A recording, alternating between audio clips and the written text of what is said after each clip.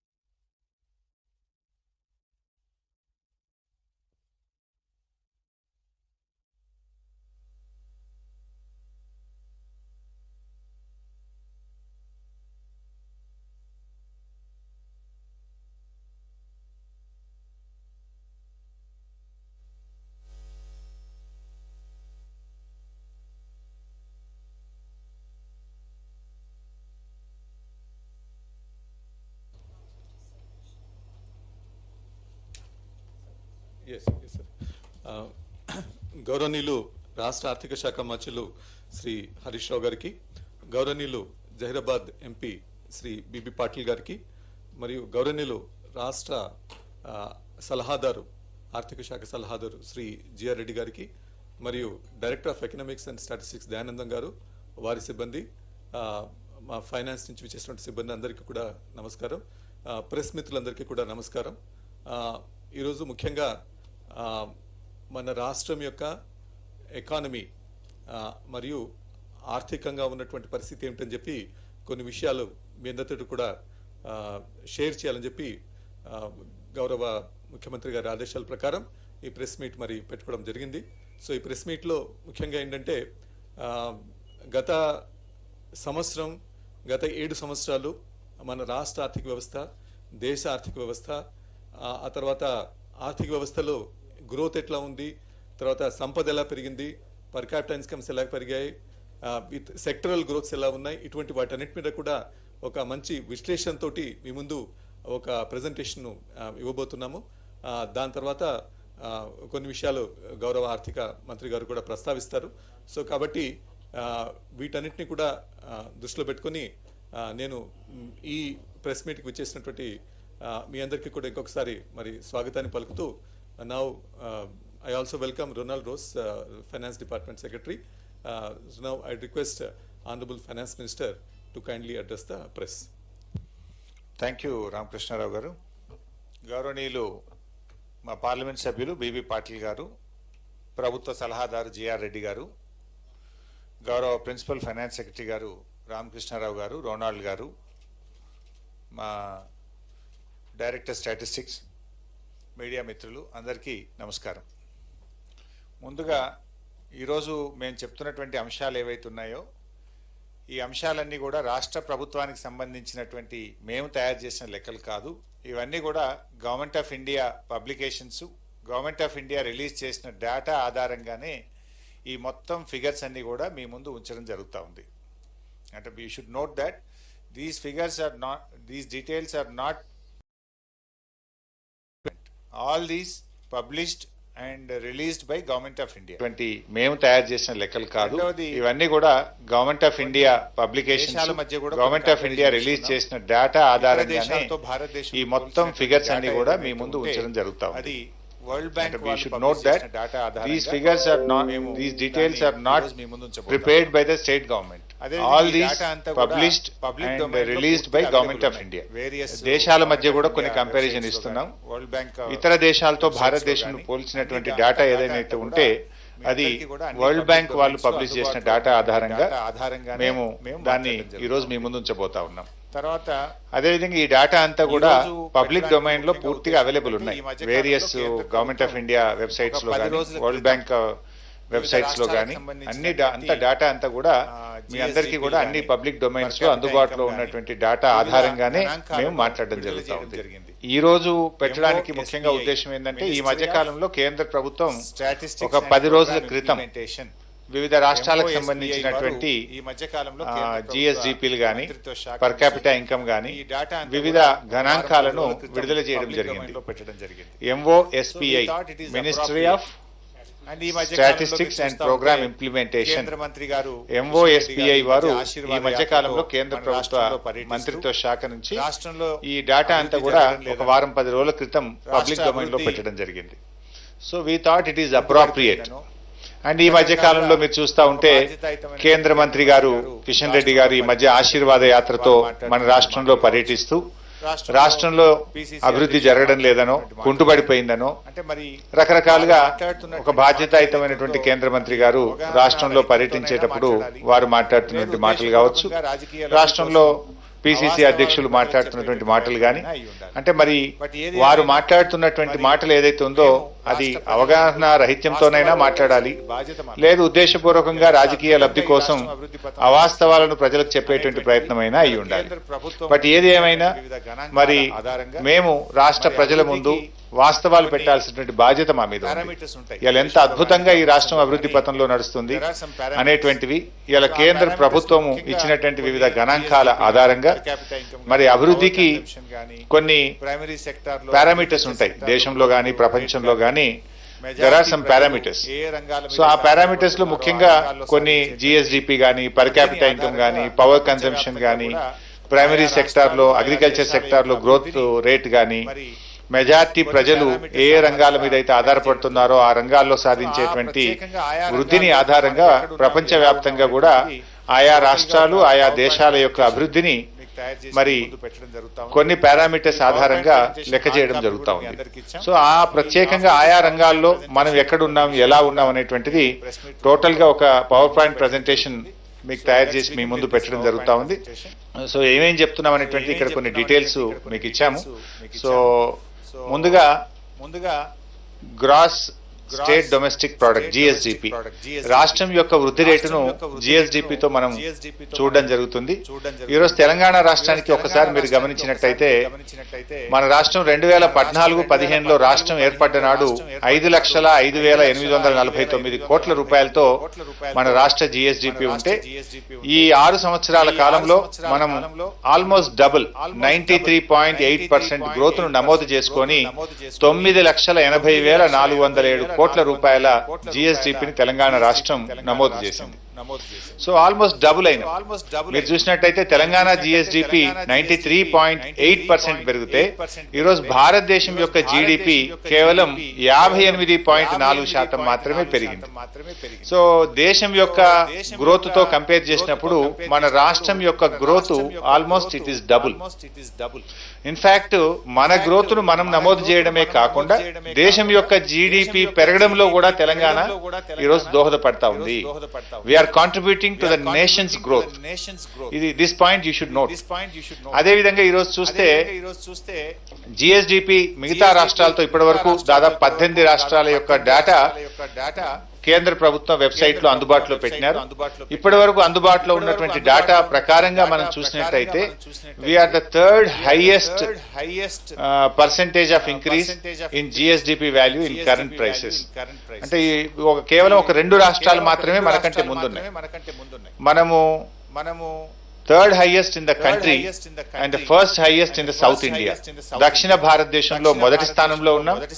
మొత్తం భారతదేశంలో చూస్తే 3వ స్థానంలో ఈరోజు జిఎస్డిపి గత 6 సంవత్సరాల యావరేజ్ గ్రోత్ లో చూసినప్పుడు 3వ స్థానంలో ఉన్నాం. సో ఇది ఈరోజు కేంద్రం మొత్తం కేంద్ర ప్రభుత్వం 58.4%తో ఉంటే మనం 93.8%తో ఉన్నాం. అంటే ఇది రాష్ట్ర ప్రభుత్వ పనితీరు ఇవాళ కేంద్ర ప్రభుత్వ పనితీరు కంటే మెరుగ్గా ఉందనడానికి ఇది మన ముందున్నటువంటి ఒక పారామీటర్.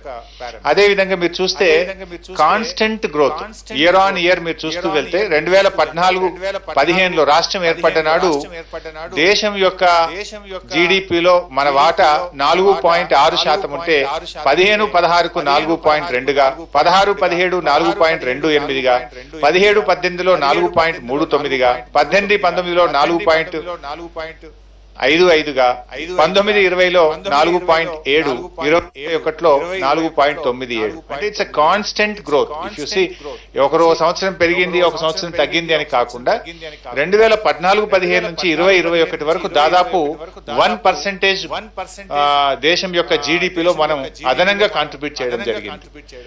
అంటే ఇది చాలా రిమార్కబుల్ గ్రోత్. నార్మల్ గా ఇంత గ్రోత్ ఏ రాష్ట్రం కూడా సాధించలేదు. కానీ వరుసగా గత 6 సంవత్సరాలుగా ఒక కాన్స్టెంట్ గ్రోత్ ను తెలంగాణ రాష్ట్రం నమోదు చేయడం జరిగింది. అంటే మనము ఈ రోజు మీరు గమనించినట్టయితే 1%, మనం ఆ రోజు రాష్ట్రం ఏర్పడ్డ నాడు భారతదేశం యొక్క జీడిపిలో మన వాటా 4% అయితే ఈ రోజు 5% మనం పెరగడం జరిగింది. It's a considerable growth.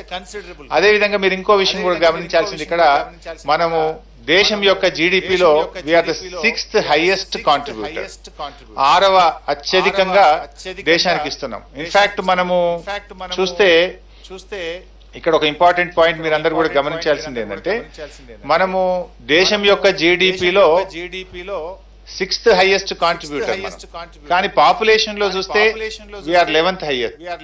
Geographical గా చూస్తే జియోగ్రఫికల్ గా 11th హైయెస్ట్, పాపులేషన్ లో 12th హైయెస్ట్, కానీ జీడిపి కాంట్రిబ్యూటర్ లో మాత్రం 6th హైయెస్ట్. అంటే మనకంటే అనేక రాష్ట్రాలు జియోగ్రఫికల్ గా పెద్దగా ఉన్నవి, పాపులేషన్ పరంగా పెద్దగా ఉన్నాయి, కానీ జీడిపిలో మాత్రం వారందరికంటే కూడా మనం 6th హైయెస్ట్ కాంట్రిబ్యూటర్ గా మనం ఈ రోజు దేశంలో మనం నమోదు చేయడం జరుగుతా ఉంది. ఇగో ఇది తెలంగాణ రాష్ట్రం సాధించినటువంటి విజయాల్లో ఇది ఒక అత్యంత ముఖ్యమైనటువంటి. మీరు ఒకసారి గ్రాఫ్ కూడా చూసినట్టయితే ప్రతి సంవత్సరం కూడా మీరు చూడండి, రాష్ట్రం ఏర్పడ్డప్పుడు మన if you see that blue line is Telangana, sorry, blue line is India, green line is Telangana. So రాష్ట్రం ఏర్పడ్డప్పుడు డిఫరెన్స్ 1% ఉండేది, యాక్చువల్గా 11%, 12%. కానీ మీరు 2021కు చూస్తే డిఫరెన్స్ ఆల్మోస్ట్ 5.4 డిఫరెన్స్. అంటే ఎవ్రీ ఇయర్ ఆన్ ఇయర్ మీరు చూస్తూ వెళ్తే ఏ ఆర్థిక సంవత్సరంలోనైనా 2014-15 నుంచి 2021 వరకు దేశం యొక్క వృద్ధి రేటుకు తెలంగాణ రాష్ట్ర వృద్ధి రేటు చూసినట్టయితే ఇయర్ ఆన్ ఇయర్ పెరుగుతూ వచ్చింది మనకు. ఇప్పుడు ఆ రోజు చూడండి, మీరు 2014-15లో 11-12గా ఉన్నది, 15-16కు వెళ్ళినప్పుడు అది 10.5, 14.2, then 11.8 and 13.9, then in the year 17-18 11.1, 13.9, 18-19 highest gap 10.5 and 14.7, followed by 7.8, 11.3. Even in the year of corona లాంటి క్లిష్టమైనటువంటి స్థితుల్లో కూడా తెలంగాణ రాష్ట్రం పాజిటివ్ గ్రోత్ నమోదు చేసింది, +2.4. వేరస్ గవర్నమెంట్ ఆఫ్ ఇండియా మీరు చూస్తే అవర్ జీడిపి వాజ్ -3. అంటే క్లిష్ట సమయంలో కూడా మనం ఒక పాజిటివ్ వృద్ధి రేటును సాధించినటువంటి రాష్ట్రం ఇవాళ తెలంగాణ రాష్ట్రం. సో అట్లా మీరు చూసినట్టయితే మొత్తంగా తెలంగాణ రాష్ట్రం గత 6 సంవత్సరాల్లో చూస్తే 11.7 యావరేజ్ యాన్యువల్ గ్రోత్ రేట్ను జిఎస్డిపిలో మనం సాధించాం. గత 6 సంవత్సరాల్లో వరుసగా చూస్తే 11.7 వృద్ధి రేట్ను మనం సాధించాం. వేరేస్ కంట్రీది చూసినప్పుడు అది 8.1 వృద్ధి రేటు ఉంది. సో దీన్ని బట్టి మనం కంపేర్ చేస్తే జిఎస్డిపిని తెలంగాణ రాష్ట్రం నమోదు చేసింది. సో ఆల్మోస్ట్ అంటే కేవలం ఒక 2 రాష్ట్రాలు మాత్రమే మనకంటే ముందున్నాయి. ఇవాళ కేంద్ర ప్రభుత్వ పనితీరు కంటే మెరుగ్గా ఉందనడానికి ఇది మన ముందున్నటువంటి ఒక పారామీటర్.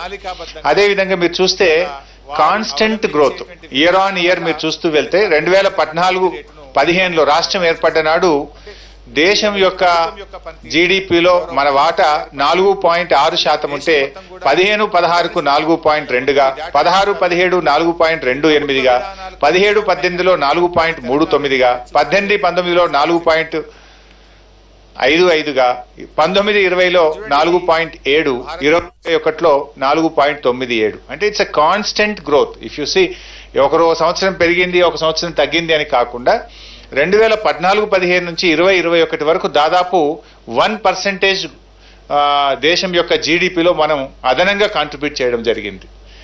అంటే ఇది చాలా రిమార్కబుల్ గ్రోత్. నార్మల్ గా ఇంత గ్రోత్ ఏ రాష్ట్రం కూడా సాధించలేదు. కానీ వరుసగా గత 6 సంవత్సరాలుగా ఒక కాన్స్టెంట్ గ్రోత్ ను తెలంగాణ రాష్ట్రం నమోదు చేయడం జరిగింది. అంటే మనము ఇండియా ఈ రోజు మీరు గమనించినట్టయితే 1%, మనం ఆ రోజు రాష్ట్రం ఏర్పడ్డ నాడు భారతదేశం యొక్క జీడిపిలో మన వాటా 4% అయితే ఈ రోజు 5%కి మనం పెరగడం జరిగింది.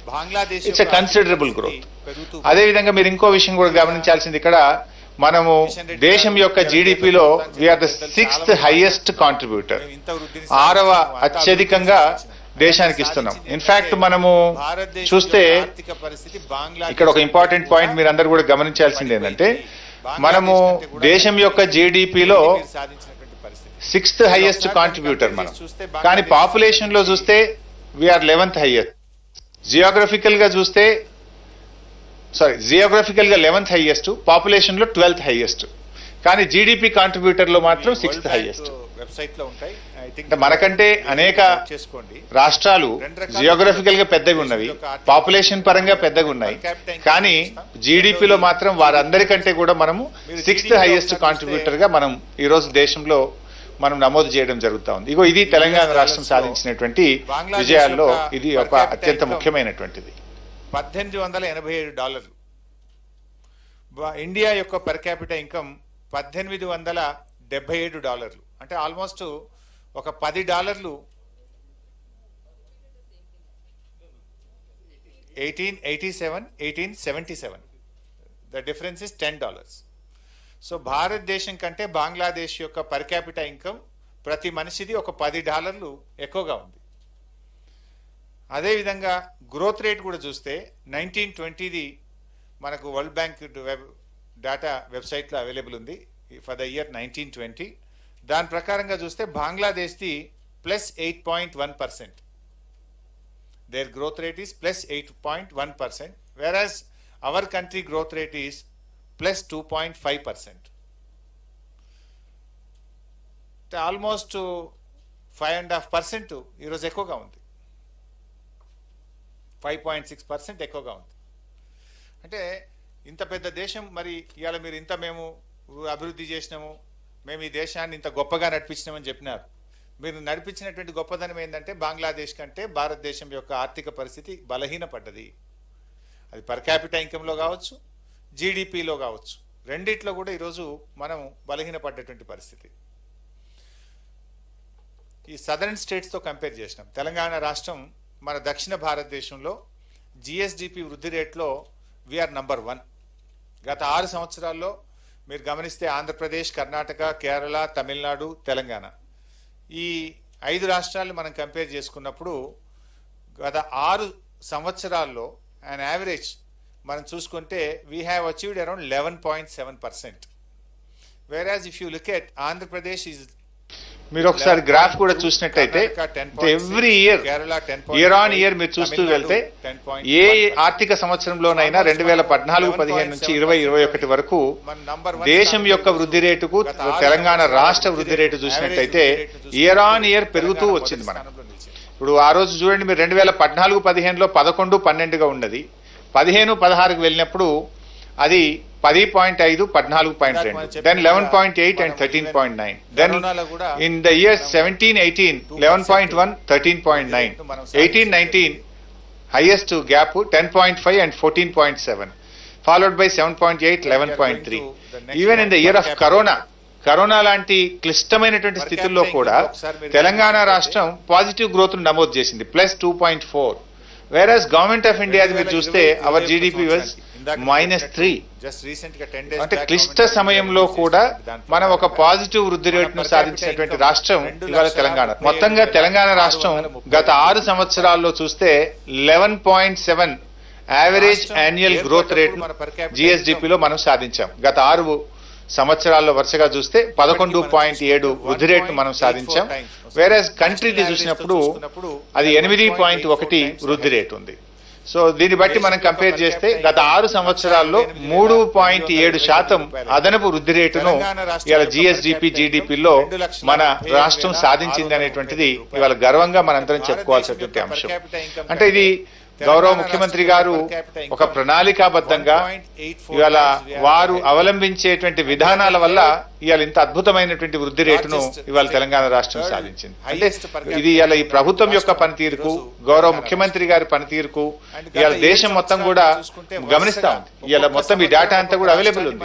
అంటే ఈ ప్రభుత్వ విధానాలు కరెక్ట్ గా ఉన్నాయి కనుకనే ఇవాళ తెలంగాణ ఇంత మంచి వృద్ధి రేటును సాధించగలుగుతా ఉంది. ఈరోజు బంగ్లాదేశ్ తో కంపేర్ చేస్తే భారతదేశం యొక్క ఆర్థిక పరిస్థితి బంగ్లాదేశ్ కంటే కూడా తక్కువ. 2014-15 నుంచి భారతదేశం యొక్క ఆర్థిక పరిస్థితి తగ్గుతూ వచ్చింది, బంగ్లాదేశ్ యొక్క ఆర్థిక పరిస్థితి పెరుగుతూ పోయింది. కిషన్ రెడ్డి గారు ఇవాళ కేంద్ర ప్రభుత్వానికి చెందిన పెద్దలు చాలా మంది మాట్లాడుతున్నారు, మేము ఇంత వృద్ధిని సాధించినాము, అంత అభివృద్ధిని సాధించినాం. అయ్యా మీరు సాధించింది ఏంటంటే భారతదేశం యొక్క ఆర్థిక పరిస్థితి బంగ్లాదేశ్ కంటే కూడా పడిపోయింది, బంగ్లాదేశ్ కంటే కూడా తగ్గిపోయింది. ఇగో ఇది మీరు సాధించినటువంటి పరిస్థితి. బంగ్లాదేశ్ యొక్క పర్ క్యాపిటల్ ఇన్కమ్ $1887.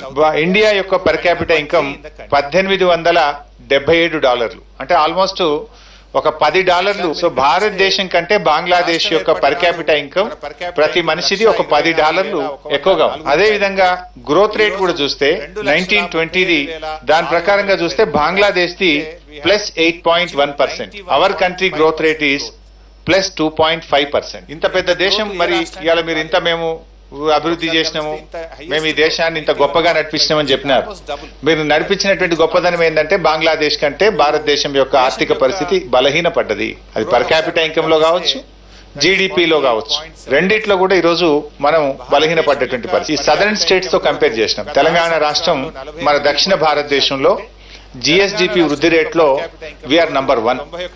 గత 6 సంవత్సరాల్లో మీరు గమనిస్తే ఆంధ్రప్రదేశ్, కర్ణాటక, కేరళ, తమిళనాడు, తెలంగాణ ఈ 5 రాష్ట్రాలు మనం కంపేర్ చేసుకున్నప్పుడు గత 6 సంవత్సరాల్లో అండ్ యావరేజ్ మనం చూసుకుంటే we have achieved around 11.7%. Whereas if you look at Andhra Pradesh is with 11.2, Karnataka 10.6, Kerala 10.8, Tamil Nadu 10.1%.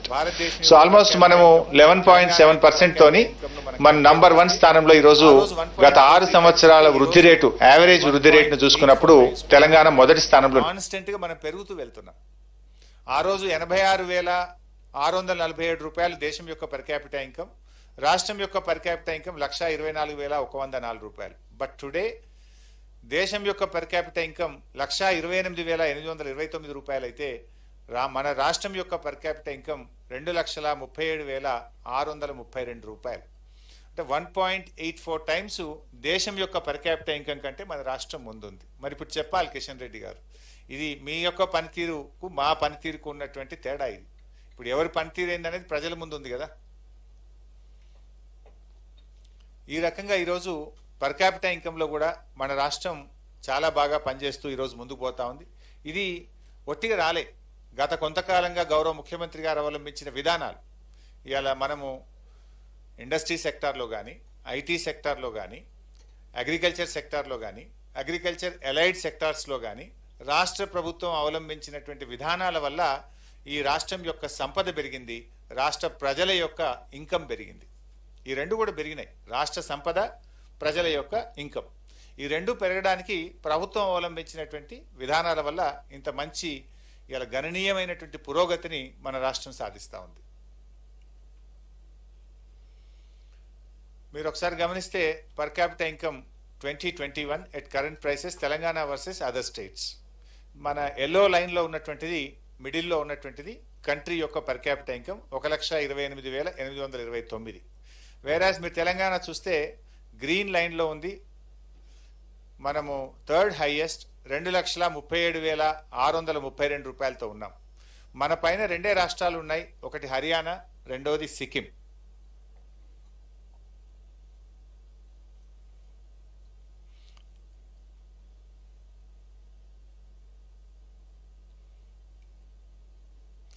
ఇక్కడ మీరు చూస్తే year on year ranking of Telangana state on per capital income at current prices. 2014-15లో we are at 10th place. Then 15-16కి వెళ్ళేసరికి 9వ స్థానంలోకి వెళ్ళాం. 16-17లో 8వ స్థానానికి వెళ్ళాం. 17-18లో 7వ స్థానానికి, అంటే ఒక్కొక్క మెట్టు పైకి ఎక్కుతూ వెళ్తున్నాం చూడండి. 2017-18లో 7వ స్థానానికి వెళ్ళాం. 2018-19కి వెళ్ళేసరికి 4వ స్థానానికి వెళ్ళింది తెలంగాణ. ఈవెన్ 19-20లో కూడా 4వ స్థానంలో ఉన్నాం. 20-21లో 3వ స్థానానికి వెళ్ళాం. అంటే కాన్స్టెంట్ గ్రోత్. మీరు జిఎస్డిపిలో చూసినా, పర్ క్యాపిటల్ ఇన్కమ్లో చూసినా, it's we are registering a constant growth. అంటే ప్రభుత్వం యొక్క ఒక నిబద్ధతతో, రాష్ట్ర భవిష్యత్తును దృష్టిలో పెట్టుకొని ఒక క్రమ పద్ధతిలో ప్రభుత్వం పనిచేస్తుంది అనడానికి ఇంతకంటే ఇంకేం ఉదాహరణ కావాలి? ఇవాళ ఎవరు ఇక్కడ మీరు చూసినట్టయితే ఏ ఇయర్లో ఏ స్టేట్ను బైపాస్ చేసినాం కూడా చూడొచ్చు. మీరు అక్కడ చూస్తే 15-16లో ప్రధానమంత్రి గారి సొంత రాష్ట్రం గుజరాత్ను బైపాస్ చేసినాం. Then 16-17లో Tamil Nadu, 17-18లో Maharashtra, then 18-19లో Karnataka, Kerala, Uttarakhand. ఇవన్నీ కూడా అనేక రాష్ట్రాలు బీజేపీ మరియు కాంగ్రెస్ పాలిత రాష్ట్రాలు. ఆ రాష్ట్రాలను మనం బైపాస్ చేస్తున్నాం year on year. And recently Goa 2021.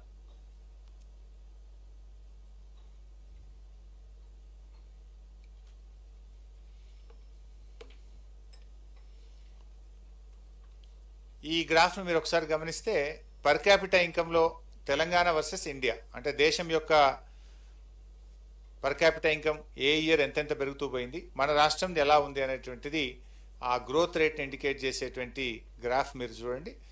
మరి మొట్టమొదటి సంవత్సరం రాష్ట్రం ఏర్పడ్డప్పుడు 1.1% డిఫరెన్స్ ఉండేది పర్ క్యాపిటల్ ఇన్కంలో, 9.5 and 10.6. But if you see today almost 5.8 difference ఉంది. 5.8 డిఫరెన్స్. ఇందాక మనం చెప్పినట్టుగా మనము ఈవెన్ రాష్ట్రం కరోనాలో కూడా మనం ముందుకు పోతా ఉంది అనడానికి 2% వృద్ధి రేట్ను మనం సాధించడం జరిగింది. Then we are going to the next point, per capita income. Per capita income లో ఒకసారి మీరు గమనించినట్టయితే 2020-21 సంవత్సరానికి, ఇందాక నేను చెప్పినట్టు జస్ట్ రీసెంట్ గా 10 days back government of India release చేసినటువంటి 1,24,000 మనం second highest 37,000 is the country. ఇక్కడ మీరు చూస్తే కూడా 4వ స్థానంలో ఉన్నాం 20%. ఇవాళ ఎవరు ఇక్కడ మీరు చూసినట్టయితే Karnataka, Kerala year on year మన పర్ క్యాపిటల్ ఇన్కమ్ లో almost 4.6% we are more than the countries growth rate. అదేవిధంగా దేశం మొత్తంలో కూడా చూస్తే ఈ యావరేజ్ యాన్యువల్ గ్రోత్ రేట్లో we are standing at number 2.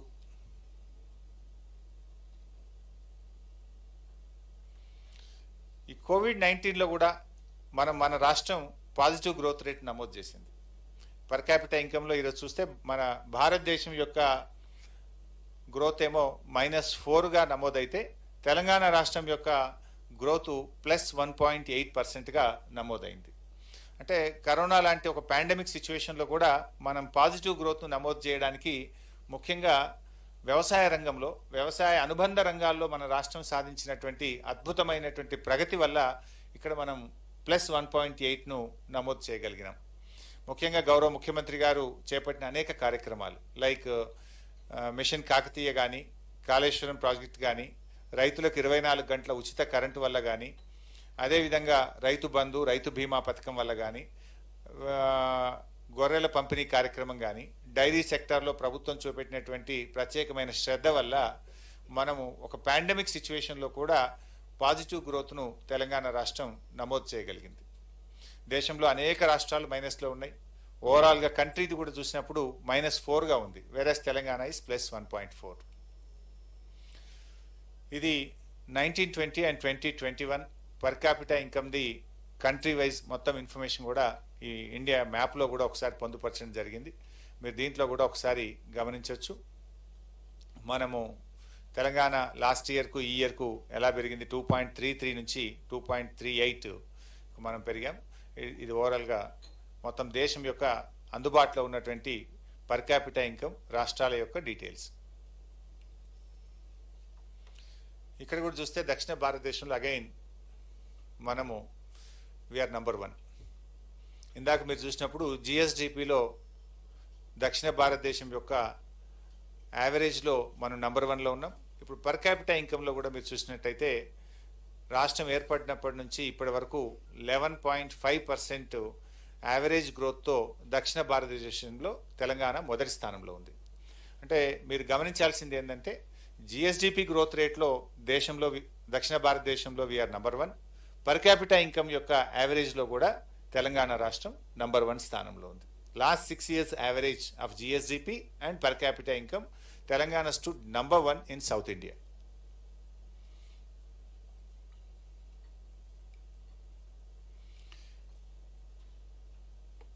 Revenue collection analysis ఇది చాలా ఇంపార్టెంట్. జనరల్గా రాష్ట్రం యొక్క ఓన్ రెవెన్యూ, మన రాష్ట్రం యొక్క SOTR state own tax revenue, general ప్రధానమంత్రి గారు కూడా అనేక దాంట్లో చెప్తా ఉంటారు. రాష్ట్రాలు స్వయం సమృద్ధిని సాధించాలి, రాష్ట్రాలు తమ ఆర్థిక వనరుల మీద దృష్టి పెట్టాలి, రాష్ట్రాలు ఆర్థికంగా బలోపేతం కావాలి అని ప్రధానమంత్రి గారు అనేక మీటింగ్లలో, జనరల్గా నీతి ఆయోగ్ మీటింగ్స్లో కూడా వారు గట్టిగా ప్రస్తావిస్తూ ఉంటారు. మీరు ఒకసారి చూస్తే ఇక్కడ we are number 1 in the country. State own tax revenue 2014-15లో మీరు చూస్తే 35,146 కోట్లు ఉండేది. బట్ ఈరోజు 66,648 కోట్లు మనం అంచనా వేసుకున్నాం. 19-20 అయితే మీకు పక్కాగా 67,597 కోట్లు. బట్ ప్రొవిజనల్గా 2021కు 66,648 కోట్లుగా మనం తెలపడం జరుగుతూ ఉంది. సో మీరు ఇక్కడ చూస్తే 90% గ్రోత్, మీరు తెలంగాణది మీరు గమనిస్తే ఆల్మోస్ట్ 90% గ్రోత్ మనం అచీవ్ చేసినాం from the year 2014-15 to the year 2021. ఈ యావరేజ్ లెక్క తీస్తే గత 6 సంవత్సరాల్లో మన average annual growth rate state own tax revenue చూసినప్పుడు ఇట్ ఈస్ 11.52%. దేశంలోని మిగతా అన్ని రాష్ట్రాలతో కంపేర్ చేస్తే వీఆర్ నంబర్ 1. ఎస్ఓటిఆర్లో రాష్ట్రం యొక్క గత 6 సంవత్సరాల ఏఏజిఆర్లో we are number 1 in the country. మన తర్వాత మీరు చూస్తే ఒరిస్సా ఉంది 9.74తోని. ఈవెన్ గ్యాప్ కూడా చాలా ఎక్కువగా ఉంటుంది. మీరు చూస్తే ఆల్మోస్ట్ 1.78% గ్యాప్ ఉంది. సెకండ్ ప్లేస్లో కూడా నియర్ బై కూడా లేరు మనకు. ఈవెన్ మీరు సెకండ్ ప్లేస్లో ఉన్న ఒరిస్సా కూడా 1.78% గ్యాప్తో ఉంది. అంటే ఇంత అద్భుతమైనటువంటి వృద్ధి మనం ఇవాళ సాధించినామంటే రాష్ట్ర ప్రభుత్వం యొక్క విధానాలు, అంటే మన ట్యాక్స్ కలెక్షన్స్లో కానీ, మన పనితీరులో కానీ, మన ప్రభుత్వం అవలంబించినటువంటి విధానాల వల్ల. ఇవాళ కొంతమంది మాట్లాడుతున్నారు, మీరు అనేక సంక్షేమ కార్యక్రమాలు చేపట్టినారు, ప్రభుత్వం పంచుతూ పోతుంది, ప్రభుత్వ ఆదాయం ఎలా పెరుగుతుంది అంటే ఇది చూడండి. అంటే మన ప్రభుత్వం యొక్క ఆర్థిక విధానము ఎఫెక్టివ్గా ఉందనడానికి ఇది ఒక నిదర్శనం. ఒకవైపు మనము ప్రాజెక్టులు కట్టి ఉత్పత్తిని పెంచినాం, ఇంకొక వైపు గొర్రెలు పంచినాం, తద్వారా ఉత్పత్తి పెరిగింది. అందువల్ల మీరు ఈ యొక్క గ్రోత్ను మనం సాధించగలుగుతా ఉన్నాం. చూస్తే మీరు ఒరిస్సా 9.74, జార్ఖండ్ 8.9, ఉత్తరప్రదేశ్ 8.6, ఆంధ్రప్రదేశ్ 8.38, దెన్ రాజస్థాన్ 7.79. సో అట్లా మీరు బెంగాల్ కూడా సేమ్ ఉన్నట్టుంది 7.49. సో గత 6 సంవత్సరాల్లో పబ్లిక్ డొమైన్లో అందుబాటులో ఉన్న అన్ని రాష్ట్రాల వివరాలు చూసుకున్నప్పుడు వీఆర్ నంబర్ 1 11.52తోని మొదటి స్థానంలో ఈరోజు మన ఎస్ఓటిఆర్ ట్యాక్స్ కలెక్షన్స్లో కూడా రాష్ట్రం ముందు స్థానంలో ఉంది. Gujarat is the last. हमारे एमपी साहब बोल रहे गुजरात लास्ट में है.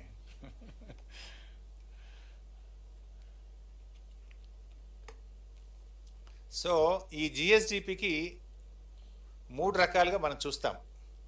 ఒకటి ప్రైమరీ సెక్టర్, రెండవది సెకండరీ సెక్టర్, మూడవది టెర్షరీ సెక్టర్. అసలు ఈ జిఎస్డిపిని ఎట్లా కొలుస్తారంటే ఈ 3 సెక్టార్ల ఆధారంగా, 3 సెక్టార్లలో వచ్చినటువంటి గ్రోత్ ఆధారంగా ఈ జిఎస్డిపి అనేటువంటిది నిర్ణయం జరుగుతుంటుంది. సో ఇందులో ముఖ్యంగా ప్రైమరీ సెక్టార్లో మీరు ఒకసారి గమనిస్తే ఇందులో మనం జనరల్గా చూసేది agriculture and allied activity like live stock, fishing, ఒక మైనింగ్ కూడా దీంట్లో వస్తుంది. మెయిన్గా అగ్రికల్చర్ అండ్ అలైడ్ యాక్టివిటీ. మీరు ఇందులో చూస్తే remarkable progress. In the year 2014-15 మన జిఎస్డిపిలో ప్రైమరీ సెక్టార్ యొక్క కాంట్రిబ్యూషన్ 19.5% ఉంటే టుడే ఇట్ ఈస్ 24.1%. అంటే మన గ్రోత్ రేటు చాలా అద్భుతమైనటువంటి గ్రోత్ రేటు ప్రైమరీ సెక్టార్లో. అగ్రికల్చర్ అండ్ అలైడ్ సెక్టార్లో కూడా మీరు చూస్తే మనము 14.3% ఈరోజు మన గ్రోత్ రేట్ ఉంది. దేశం యొక్క growth rate agriculture and allied యాక్టివిటీలో భారతదేశం యొక్క వృద్ధి రేటు 3.6% అయితే అగ్రికల్చర్ అండ్ అలైడ్ సెక్టార్స్లో తెలంగాణ రాష్ట్రం యొక్క వృద్ధి రేటు 14.3%. సో ఎన్ని రేట్లు ఎక్కువగా ఉన్నామో చూడండి. ఆల్మోస్ట్ 4.5 టైమ్స్ దేశం యొక్క అగ్రికల్చర్ వృద్ధి రేటు కంటే తెలంగాణ యొక్క అగ్రికల్చర్ వృద్ధి రేటు 4.5 రెట్లు అధికంగా ఉంది. అంటే వ్యవసాయ రంగం మీద ప్రభుత్వం పెట్టిన పెట్టుబడులు, వ్యవసాయ రంగం మీద గౌరవ ముఖ్యమంత్రి గారు అవలంబించినటువంటి విధానము అద్భుతమైనటువంటి ఫలితాలను ఇచ్చింది అనడానికి ఈ యొక్క వృద్ధి రేటు ఒక ఉదాహరణ. అదేవిధంగా సెకండరీ సెక్టార్లో కూడా మీరు చూస్తే ముఖ్యంగా manufacturing, construction, electricity, gas, water supply and other utility services దీంట్లో ఉంటాయి. దీంట్లో ఒకసారి మీరు గమనిస్తే ఇక్కడ కూడా మనం 18% వృద్ధి రేటును మనం ఇక్కడ నమోదు చేయడం జరిగింది. 14-15 నుంచి 2021 వరకు మనము ఈ దాదాపు ఈ మ్యానుఫ్యాక్చరింగ్ సెక్టార్లో సబ్ సెక్టార్లో చూస్తే 72% వృద్ధి రేటును మనం ఇక్కడ నమోదు చేయడం జరిగింది. అదేవిధంగా టెరిషరీ సెక్టార్లో కూడా మరి రాష్ట్రం మంచి వృద్ధి రేటును మనం సాధించుకున్నాం. ఇక్కడ కూడా యాక్చువల్గా దీంట్లోనే చాలా ఎక్కువ జిఎస్డిపి కాంట్రిబ్యూషన్ అనేది ఈ సెక్టార్ నుంచే చాలా ఎక్కువగా వస్తుంది. మనకు దాదాపు 59.5% ఈ సెక్టార్ నుంచి మనం కాంట్రిబ్యూట్ చేయడం జరుగుతూ ఉంది. ఇక్కడ కూడా మంచి వృద్ధి రేటును ఆల్మోస్ట్ మనం ఇక్కడ చూస్తే 1.5 to 2 టైమ్స్ మనం 2014-15 నుంచి 2021 మధ్య నమోదు చేయడం జరిగింది. ఐటీ సెక్టార్లో కూడా 120% ఇంక్రీజ్ మనం నమోదు చేసినాం. 14-15తో చూసినప్పుడు 120% ఐటీ సెక్టార్లో కూడా మన వృద్ధి రేటును నమోదు చేయడం జరిగింది. ఈ సెక్టరల్ కాంట్రిబ్యూషన్ ఒక్కసారి మీరు గమనిస్తే అన్ని ఒక్కొక్క సెక్టర్ వైజ్ మనం చూస్తే ప్రైమరీ సెక్టర్ 19.5 నుంచి 24.1%కు మనం పెరగడం జరిగింది. ఇదే యాక్చువల్గా మీరు ఇది చాలా ఇంపార్టెంట్ సెక్టర్. నేను నెక్స్ట్ స్లైడ్లో మళ్ళీ మీకు ఎక్స్ప్లెయిన్ చేస్తాను ప్రైమరీ సెక్టర్ గురించి. అదేవిధంగా మనకు సెకండరీ సెక్టార్ కరోనా వల్ల మనం కొంత ఎఫెక్ట్ అయినాం. బిఫోర్ కరోనా బాగా పెరిగినాం. 19.2 నుంచి 16.5%. అదేవిధంగా టెరిషరీ సెక్టార్ కూడా 61.3 ఇన్ ద ఇయర్ 14-15 ఉంటే ఈ సంవత్సరం 59.4% మన జిఎస్వివిఏ వాల్యూస్ నమోదు చేయడం జరిగింది.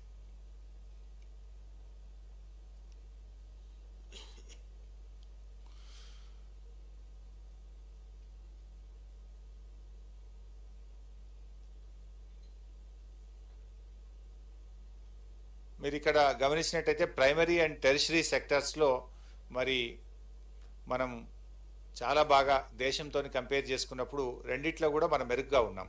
భారతదేశం 21.8% ఉంటే 24.1 ప్రైమరీ సెక్టార్లో, టెరిషరీ సెక్టర్లో కూడా 53.9% ఉంటే 59.4% అధికంగా మనం నమోదు చేయడం జరిగింది. ముఖ్యంగా ప్రైమరీ సెక్టర్ అనేది మన రాష్ట్రంలో దాదాపు 55% జనాభా ప్రైమరీ సెక్టర్ మీదనే ఆధారపడుతుంది. 55% of our population depends on primary sector. అక్కడ మేజర్గా మనం మంచి గ్రోత్ రేట్ను మనం నమోదు చేయడం జరిగినాం. అంటే ఇది రాష్ట్రంలోని ప్రజల జీవన విధానంలో చాలా మార్పు తెచ్చింది. వాళ్ళ ఆర్థిక పరిస్థితుల్లో, స్థితిగతుల్లో చాలా మార్పును మనం సాధించగలిగినాం. ఈ ప్రైమరీ సెక్టార్లో ఇందాక నేను చెప్పినట్టుగా ఇంత మంచి గ్రోత్ రావడానికి కారణం మనము మిషన్ కాకతీయ కానీ, కాళేశ్వరం కానీ, పెండింగ్ ప్రాజెక్టులు పూర్తి చేయడం కానీ, రైతు బంధు, రైతు బీమా, గొర్రెల పంపిణీ కార్యక్రమం, ఇట్లా అనేక కార్యక్రమాలు ఏదైతే రైతులకు 24 గంటల నాణ్యమైన ఉచిత విద్యుత్ సరఫరా, ఇలాంటి ప్రభుత్వం యొక్క చర్యల వల్ల ఇంత అద్భుతమైనటువంటి గ్రోత్ను మనం వ్యవసాయ అనుబంధ రంగాలు ఈ ప్రైమరీ సెక్టార్లో నమోదు చేసుకోవడం జరిగింది. మీరు గ్రాఫ్లో కూడా చూస్తే అగ్రికల్చర్ సెక్టార్ చూస్తే మీరు బాగా ప్రైమరీ సెక్టార్ కంటిన్యూస్గా మనము 16.5%తోని చాలా ముందుకు వెళ్ళడం జరిగింది. మిగతా రెండు సెక్టార్లు కోవిడ్ వల్ల కొంత తగ్గిన, అగ్రికల్చర్ సెక్టార్ మాత్రం ముఖ్యంగా primary sector and agriculture and allied sector మాత్రం కంటిన్యూస్గా ఇంత కోవిడ్ లాంటి సిచ్యువేషన్లో కూడా 16.5% గ్రోత్ మనం నమోదు చేసుకోవడం జరిగింది. అంటే మీరు కంపేర్ చేస్తే అగ్రికల్చర్ సెక్టార్ను ప్రైమరీ సెక్టార్లో 14-15లో 2% గ్రోత్తో ఉండే, టుడే ఇట్ ఈస్ 16.5%. అంటే almost we have achieved 14.5% growth గత 6 సంవత్సరాల్లో సాధించాం ప్రైమరీ సెక్టార్లో. ఇది ఒక రిమార్కబుల్ గ్రోత్. వ్యవసాయ అనుబంధ రంగాల్లో మనం రాష్ట్రం సాధించినటువంటి గ్రోత్.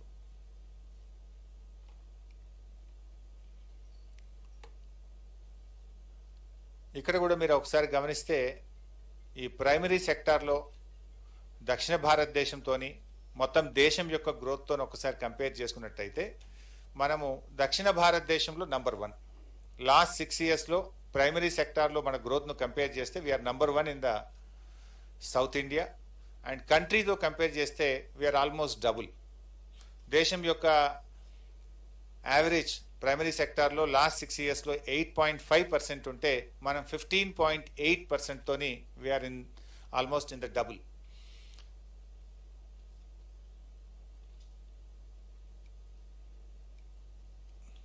ఇది అగైన్ అగ్రికల్చర్ అండ్ అలైడ్ సెక్టార్లో మళ్ళీ sub sector of primary sector. మీరు ఇక్కడ కూడా మీరు గమనిస్తే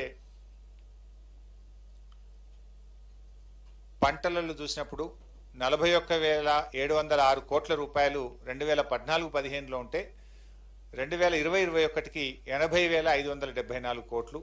లైవ్ స్టాక్లో చూస్తే 29,282 కోట్ల నుంచి 94,211 కోట్లకు మనం లైవ్ స్టాక్లో పెరిగినాం. అగ్రికల్చర్ సెక్టార్లో 95% పెరిగినాము. లైవ్ స్టాక్లో అయితే ఆల్మోస్ట్ 3 టైమ్స్ గ్రోత్ ఉంది.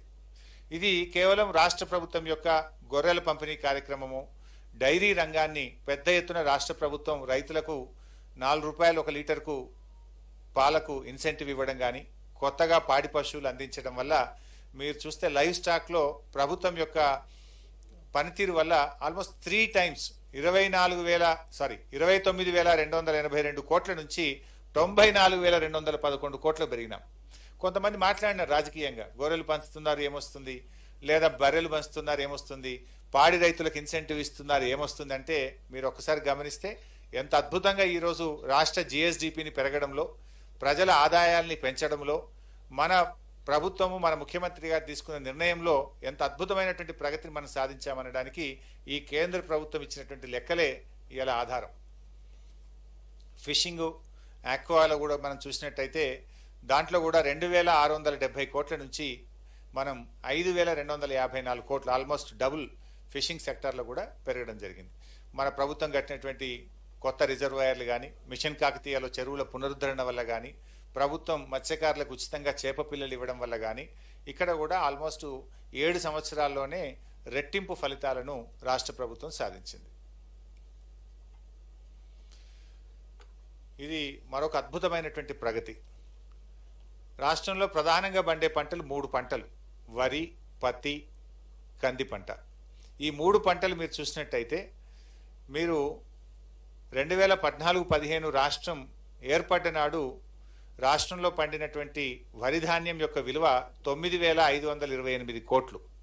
వేరాజ్ లాస్ట్ ఇయర్ 47,440 కోట్ల రూపాయల వరి ధాన్యం పండింది. Almost 5 times the value, 500 times. అదేవిధంగా కాటన్ కూడా మీరు చూస్తే 530 కోట్ల రూపాయల నుంచి మరి 7,549 కోట్ల రూపాయల నుంచి 19,025 కోట్ల రూపాయలకు మరి కాటన్ ఉత్పత్తిలో మన రాష్ట్రం పెరగడం జరిగింది. రెడ్ గ్రామ్లో 530 కోట్ల నుంచి 3,808 కోట్ల రూపాయలకు పెరగడం జరిగింది.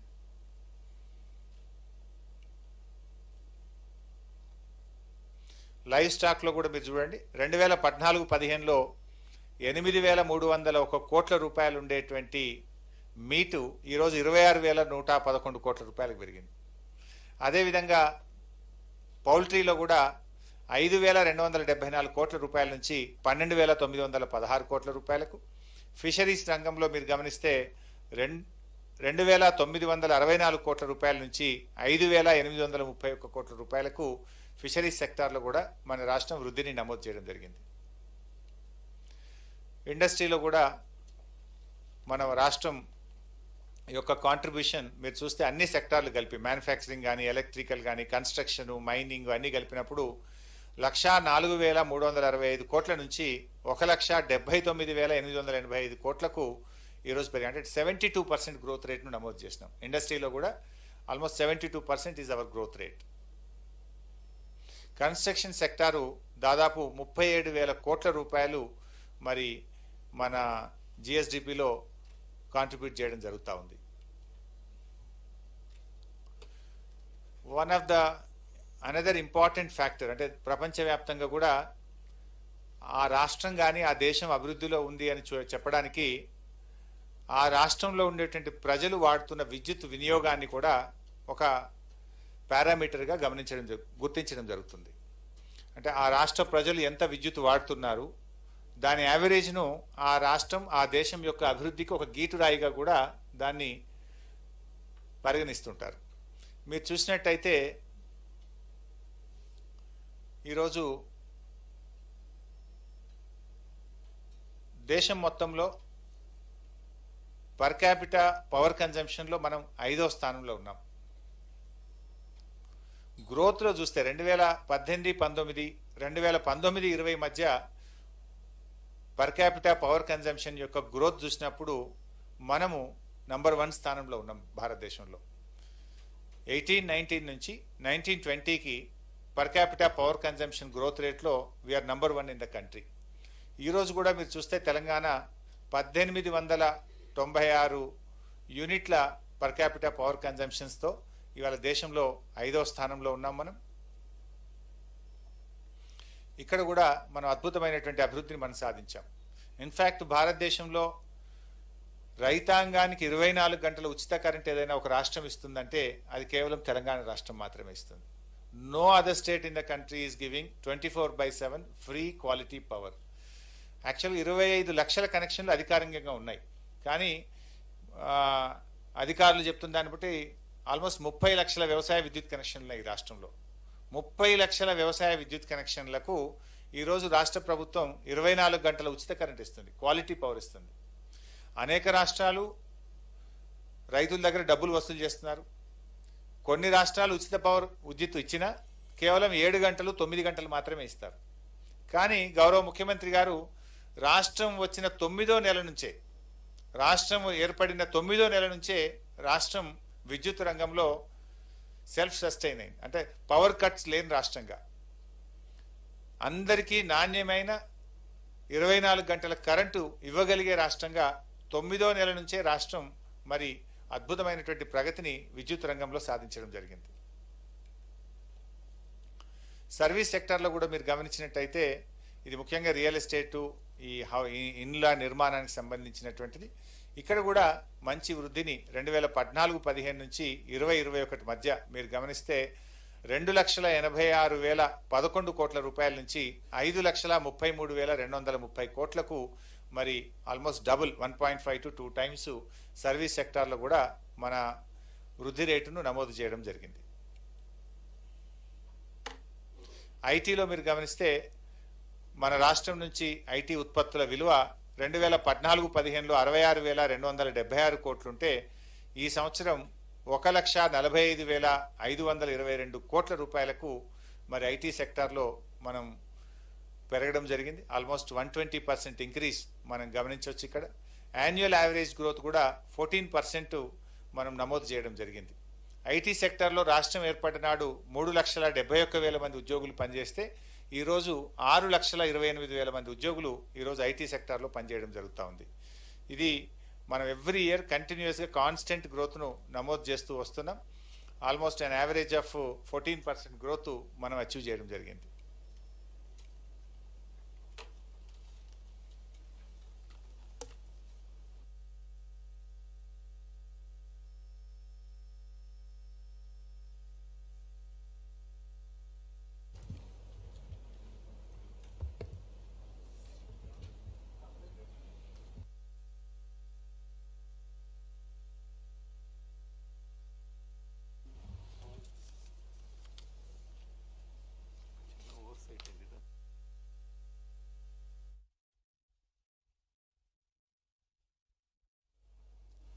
పర్ క్యాపిటల్ ఇన్కమ్లో ఇందాక ఒక చిన్నది మా ప్రజెంటేషన్లో ఒక చిన్న మిస్టేక్ మా ఫైనాన్స్ సెక్రటరీ గారు గమనించారు. మా టైపోగ్రాఫికల్ ఎర్రర్ అయినట్టుంది.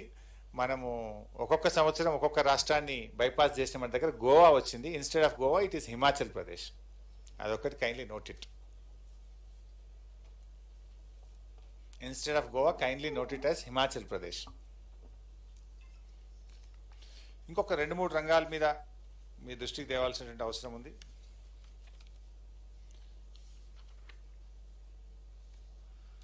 ఇవాళ స్టేట్ ఓన్ ట్యాక్స్ రెవెన్యూ మీద మీరు ఒకసారి గమనిస్తే ఈ షీట్ కూడా మీకు ఇచ్చినట్టు అందరికీ.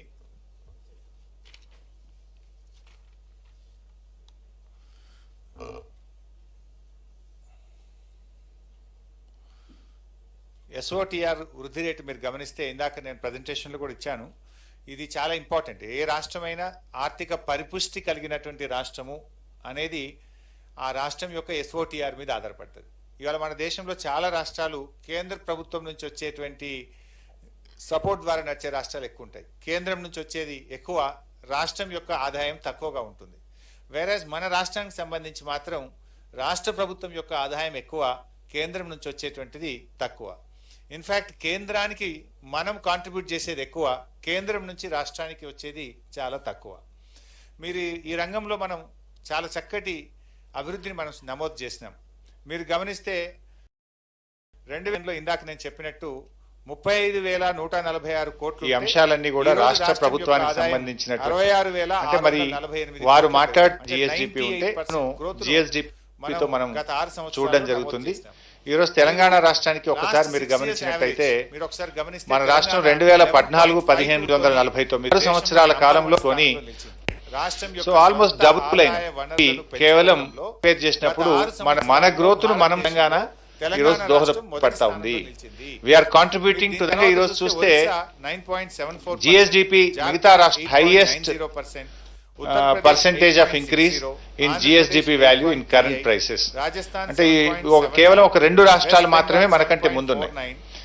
మనము third highest in the country and first highest in the south India.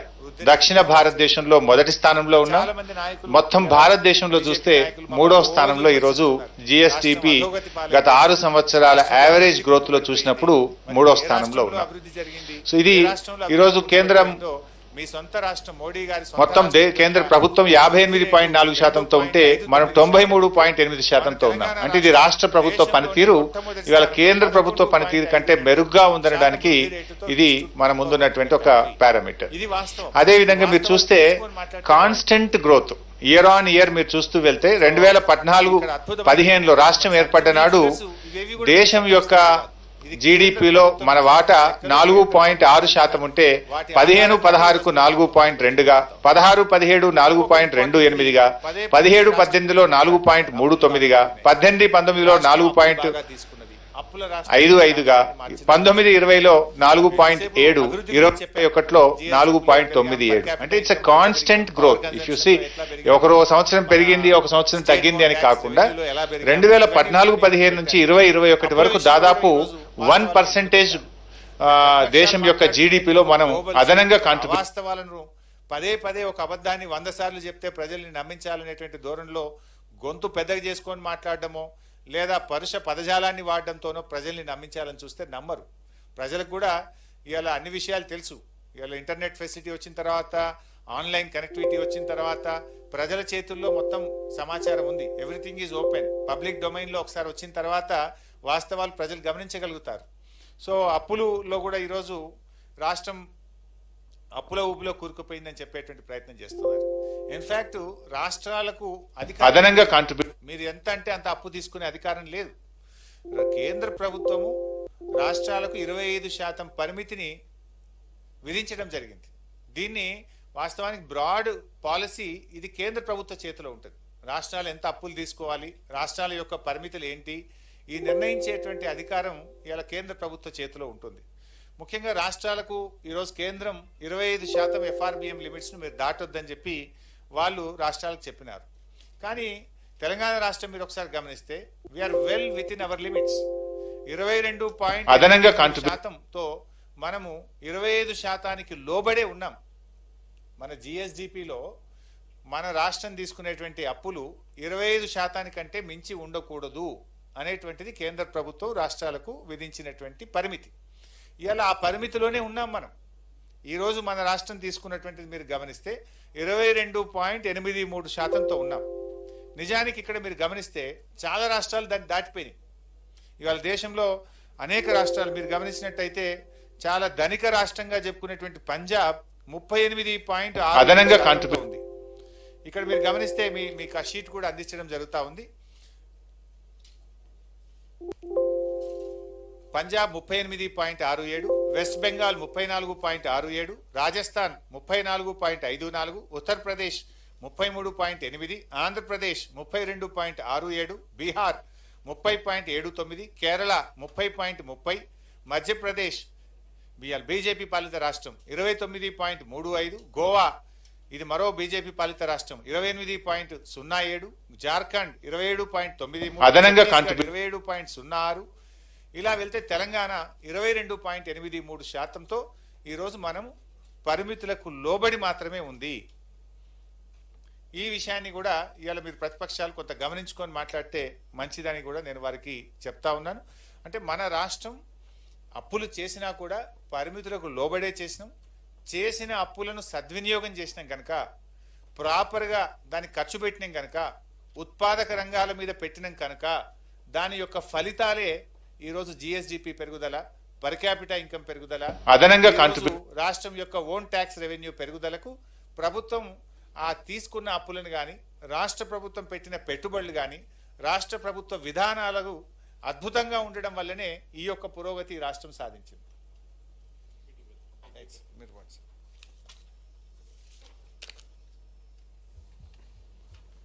Political punch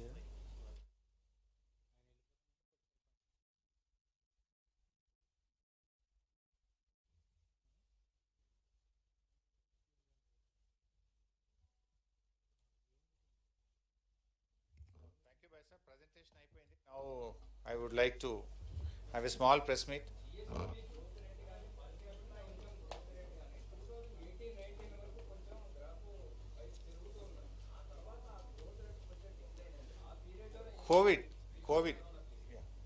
Covid వల్ల కొంత తగ్గింది. బిఫోర్ కరోనా అంతకు ముందు ఇయర్ రిమార్కబుల్ గ్రోత్ ఉండడం వల్ల ఇయర్ ఆన్ ఇయర్ గ్రోత్ లో తగ్గింది. కానీ ఓవరాల్ గా చూసుకున్నప్పుడు we are again number 1 in south India. ఆ పర్టికులర్ ఇయర్ లో the growth was highest if you look at. Then ఆ గ్రోత్ మీద అగైన్ గ్రోత్, రిమార్కబుల్ గ్రోత్ మీద అగైన్ గ్రోత్ అన్నప్పుడు డెఫినెట్ గా కొంత ఆ తేడా అంతకు మించి. But comparatively country growth rate తో చూసినా, ఇతర రాష్ట్రాల గ్రోత్ రేట్ తో చూస్తే కూడా we are ahead. Let me complete my press meet, then I can ఏమంటారు you want to you can ask.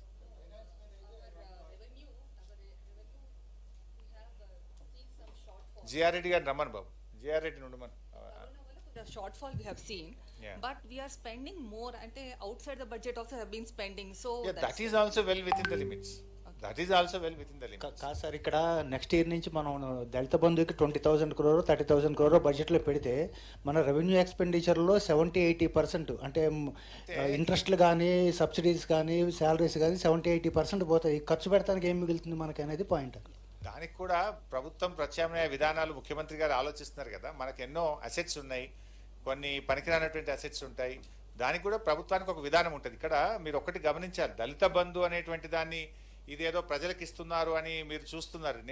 మేము అట్లా చూడలేదు. రాష్ట్ర ప్రభుత్వం ఏమనుకుంటుందంటే, ఆ కుటుంబాలు దళిత బంధు ద్వారా వాళ్ళు చేసేటువంటి ఉత్పత్తులు ఏవైతే ఉంటాయో, వాళ్ళు ఏ రంగం అయితే ఎంచుకొని, అది పారిశ్రామిక రంగం కావచ్చు, ట్రాన్స్పోర్ట్ రంగం కావచ్చు, డైరీ కావచ్చు, వాట్ ఎవర్ ఇట్ ఈస్, అది కూడా రాష్ట్ర సంపదలో భాగం అవుతుంది కదా. Again they will be contributing to the state GSDP. No, మేము ఇస్తున్నటువంటిది వాళ్ళు ఏదో ఒక రంగం మీద పెట్టుబడి పెడతారు, వాళ్ళు సెల్ఫ్ ఎంప్లాయ్మెంట్ జరుగుతుంది, అక్కడ వారికి ఉపాధి దొరుకుతుంది. ఇప్పుడు వాళ్ళు ఒక డైరీ తీసుకున్నారనుకోండి, పాలు పోస్తారు, పాలు పోయడం ద్వారా ఏమవుతుంది, రాష్ట్రం యొక్క ఉత్పత్తి పెరుగుతుంది కదా, మన యొక్క జిఎస్డిపి పెరుగుతుంది, వాళ్ళ పర్ క్యాపిటల్ ఇన్కమ్ పెరుగుతుంది, వాళ్ళ ఆదాయం పెరుగుతుంది. మనము దళిత బంధు అనేటువంటిది ఆ కుటుంబాలకు చేసే సహాయంగా కాదు మనం చూడాల్సింది, అది చూడాల్సింది రాష్ట్ర అభివృద్ధిలో వాళ్ళు కూడా భాగం అవుతుంటారు. మన జిఎస్డిపి పెరుగుదలలో ఆ ఉత్పత్తులు కూడా భాగంగానే మనం చూడాల్సి ఉంటుంది. కరెక్టే, బట్ ఎట్లా ఇస్తారనేది మీరు చూడండి. ఇలాంటి క్వశ్చన్సే ఇలాంటి క్వశ్చన్స్ మేము కాళేశ్వరం ప్రాజెక్టు మల్లన్న సాగర్ స్టార్ట్ చేసినప్పుడు కూడా, నేను ఐ వాజ్ ఇరిగేషన్ మినిస్టర్, అందరూ అనేవాళ్ళు అసలు ఇది మేము బతికుండంగా ఈ మల్లన్న సాగర్ను చూస్తామా? మేము ఇదంతా రియల్ ఎస్టేట్ వ్యాపారం చేయడానికి ప్రభుత్వం భూములు తీసుకుంటా ఉంది. ఇంకా కొంతమంది అయితే అసలు ఇదంతా కూడా వృధా కాంట్రాక్టులను బతికించడానికి చేస్తున్నారు. ఇలాంటి మాటలే ఇవే ప్రతిపక్షాలు మాట్లాడినాయి. బట్ ఆ మాటలన్నిటికీ సమాధానం నిన్నటి ఫలితం మీరు చూశారు కదా, నీళ్లు పోస్తా ఉంది కదా. సో ఇట్లాంటి విషయాలు ఎప్పుడు కూడా ప్రభుత్వానికి చిత్తశుద్ధి ఉంటే, ప్రభుత్వానికి నిజాయితీ ఉంటే ఎన్నో మార్గాలు ఉంటాయి, ఎన్నో అవకాశాలు ఉంటాయి. డెఫినెట్గా గౌరవ ముఖ్యమంత్రి గారికి ఒక ఆలోచన ఉంది, దాన్ని చేయాలనేటువంటి కృతనిశ్చయంతో వారు ఉన్నారు, పట్టుదలతో వారు ఉన్నారు. డెఫినెట్గా రాబోయే రోజుల్లో రాష్ట్రంలోని అన్ని కుటుంబాలకు కూడా, దళిత కుటుంబాలకు ప్రభుత్వం అందించి తీరుతుంది. సార్ హైదరాబాద్ లో వరదలు వచ్చినప్పుడు 10,000 ఒక కుటుంబానికి 10,000 ఇవ్వాలని ప్రభుత్వం. బైసాబ్, నేను ప్రెస్ మీట్ కంప్లీట్ చేసిన తర్వాత ఇంకేమైనా ఉంటే మీరు అడగండి. ఒకటి. రెండో రిక్వెస్ట్ కూడా ఏంటంటే, మేము చాలా ఫ్యాక్ట్స్ అండ్ ఫిగర్స్ పెట్టినాం. జనరల్గా ఏమవుతుందంటే, మీరు కూడా చాలా అనుభవజ్ఞులు వచ్చినారు, సీనియర్స్ వచ్చినారు, థ్యాంక్ యూ వెరీ మచ్.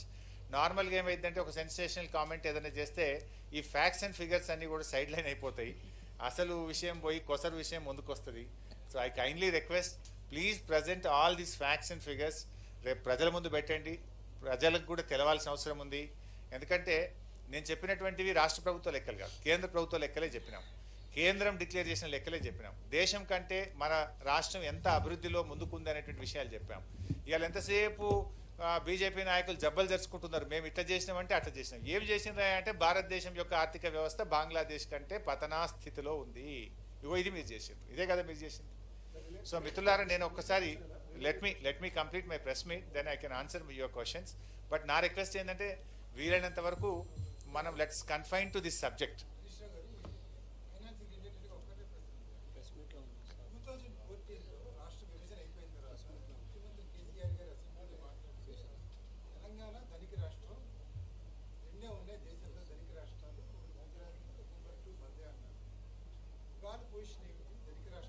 వంద శాతం ధనిక రాష్ట్రం. ఎప్పుడైనా తెలంగాణ ధనిక రాష్ట్రమేనే, దాంట్లో మేమే వెనకపోతలేం అన్న. ఇప్పుడు మీరు చూసింది కదా ఎస్ఓటి, అది డెఫినెట్గా వీ హ్యావ్ ఎ విజన్. గవర్నమెంట్కు ఒక రోల్ ఉంటుంది, ఒక ఆలోచన ఉంటుంది. మీరు చూడండి, ఎస్ఓటిఆర్లో we are number 1 in the country.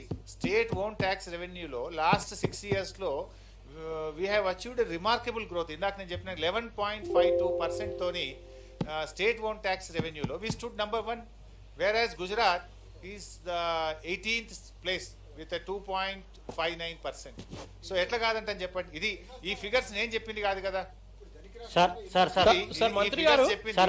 రాష్ట్రంలోని భూములు అమ్మాల్సిన పరిస్థితి ఎందుకు ఏర్పడిందని చెప్పి ప్రతిపక్ష పార్టీలు అంటున్నాయి. తప్పకుండా ప్రభుత్వము, గత ప్రభుత్వాలు చేసిన పనినే ఇప్పుడు కూడా తెలంగాణ రాష్ట్ర ప్రభుత్వం చేస్తుందని. నిరర్ధకరమైనటువంటి ఆస్తులను పెట్టుకొని కూర్చున్న దానికంటే మన ఉత్పత్తులు పెంచుకోవడానికి, పేద వర్గాలకు సహాయం చేయడానికి, ఉపాధి కల్పన పెరగడానికి, రాష్ట్రం యొక్క సంపద పెరగడానికి, సంపదను పెరగాలి, సంపదను పేదలకు పంచాలి అన్నది ప్రభుత్వం యొక్క విధానం. సార్ మిత్రులారా, సార్ ఈ టాక్సెస్ షేరింగ్ లో సౌత్ స్టేట్స్ కి అన్యాయం జరుగుతుంది అనేది ఒక వాదన ఉంది కదా సార్. మిత్రులారా, ఇందాకనే నీకు ఐ టోల్డ్ యూ, అప్పుల్లో మన రాష్ట్రం we are well within the limits అని మీకు ఇందాక చెప్తూ, మనకంటే ఎక్కువ ఉన్న రాష్ట్రాల పేర్లు కూడా నీకు అన్ని లెక్కలు చెప్పిన నేను. వీఆర్ వెల్ విత్ ఇన్ 25%, 22% చేంజ్తో ఉన్నాం మనం. ఇప్పుడు కిషన్ రెడ్డి, కేంద్ర మంత్రి కిషన్ రెడ్డి తెలంగాణ ప్రభుత్వం మీద ఒక సీరియస్ ఎలిగేషన్ చేస్తున్నారు. రాష్ట్రంలో ఉద్యోగులకు టైంకు జీతాలు ఇవ్వలేనటువంటి ప్రభుత్వం ఎలా దళిత బంధు కానీ ఇట్లాంటి వెల్ఫేర్ స్కీమ్స్ ఇస్తుంది, జనాలు ఆలోచించుకోవాలంటున్నారు. ఏం చెప్తారు?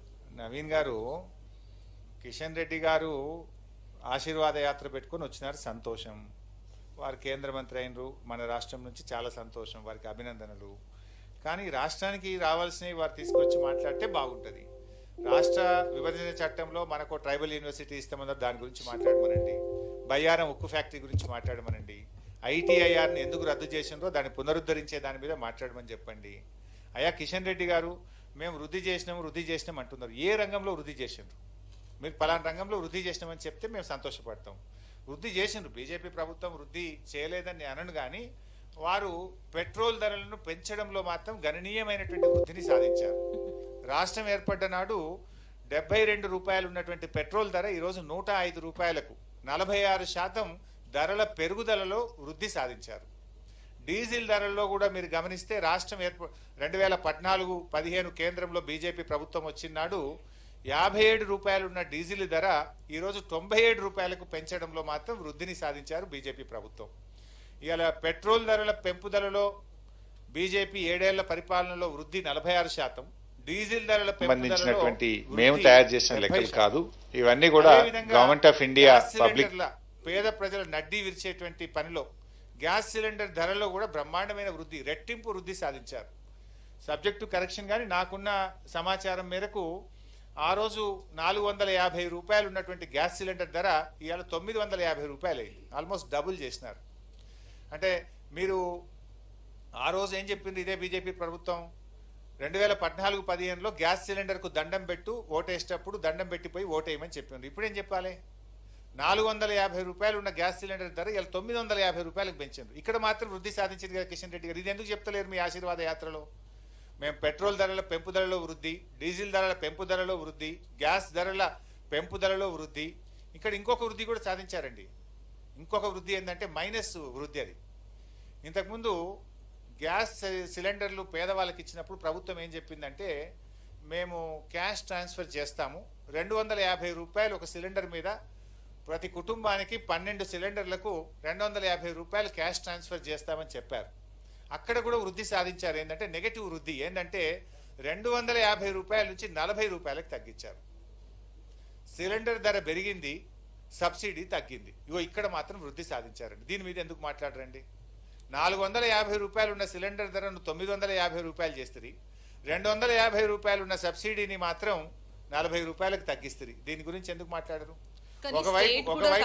ఒకవైపు సబ్సిడీ తగ్గింది, మరొక వైపు గ్యాస్ యొక్క cost state is also benefiting kada because of this increase in petrol and diesel prices. But మీరు ఒక్కసారి గమనిస్తే subject to correction exact number నాకు తెలియదు కానీ తెలంగాణ రాష్ట్రం పెంచింది ఒక్కసారి, కేంద్ర ప్రభుత్వం డీజిల్ పెట్రోల్ ధరలు పెంచింది ఐ థింక్ 26 టైమ్సే ఉండదు. 26 టైమ్స్ పెంచినారు. 26 టైమ్స్ పెంచారు. మేము మాత్రం ఒక్కసారే పెంచినాం. 26 సార్లు పెంచిన ఘనత కేంద్ర ప్రభుత్వం. But you haven't reduced VAT. ఒక్కసారే పెంచినాం మేము. కానీ కేంద్రం 26 సార్లు పెంచింది. కేంద్రం ఎంత పెంచింది అనేది కూడా చెప్పిన కదా, 72 రూపాయల నుంచి మీరు 105 రూపాయలకు పెంచినారు కదా. మరి అది ఎంత పర్సెంటేజ్ పెరిగింది? 46% పెరిగింది. దాని మీద ఎందుకు మాట్లాడారు? డీజిల్ 70% పెరిగింది. దాని ఇంపాక్ట్ ఎంత ఉంది? అన్ని రంగాల మీద, నిత్యావసర వస్తువుల మీద ఉంది, పేద ప్రజల మీద ఉంది, ఇవాళ అన్నిట్లలో పెరిగింది. ఇవాళ కిషన్ రెడ్డి గారు మీరు అన్నట్టు వృద్ధి సాధించారు. దేంట్లో వృద్ధి సాధించింది?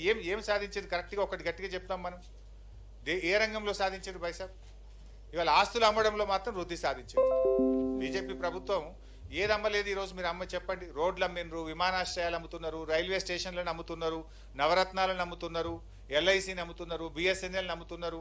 మీరు అన్ని అమ్మకానికి పెట్టింది కదా.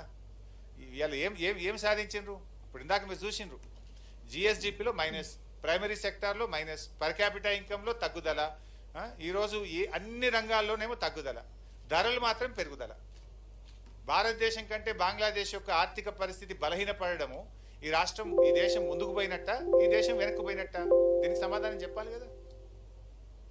ఇలా ఏ రంగంలో వచ్చినారు మీరు? ధరలేమో డీజిల్, పెట్రోలు, గ్యాసుల ధరలేమో పెరుగుతున్నాయి, దేశం యొక్క జీడిపి తగ్గుతుంది, దేశం యొక్క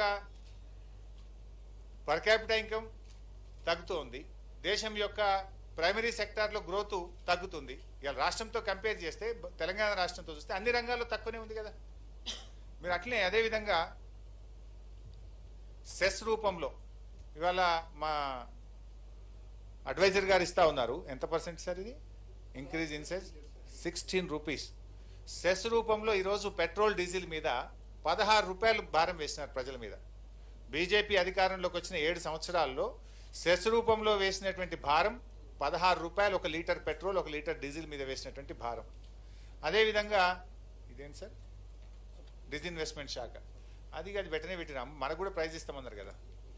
మా అడ్వైజర్ గారు చెప్తున్నారు ఏంటంటే దేశంలో ఒక బీసీ మంత్రిత్వ శాఖ పెట్టమంటే పెట్టలేదు, కానీ ఒక డిస్ఇన్వెస్ట్మెంట్ శాఖ మాత్రం పెట్టినారు. అంటే ఉన్న ప్రభుత్వ రంగ సంస్థలను అమ్మకానికి పెట్టేటువంటి శాఖ మాత్రం పెట్టినారు. దాంట్లో రాష్ట్రాలకు కూడా ఆఫర్ ఇచ్చిండ్రు, మీరు కూడా తొందరగా అమ్మండి, మీకు కూడా prize, first come first prize ఇచ్చారు.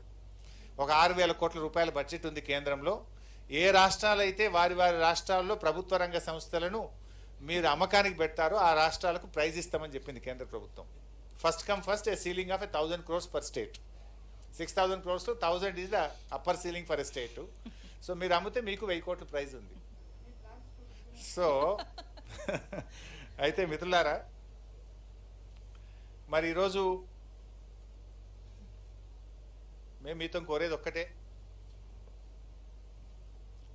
మన రాష్ట్రంలో ఈ మధ్యకాలంలో ప్రతిపక్షాలు ఏంటంటే ఒకరికి మించి ఒకరు విమర్శలు చేసే ప్రయత్నం చేస్తున్నారు.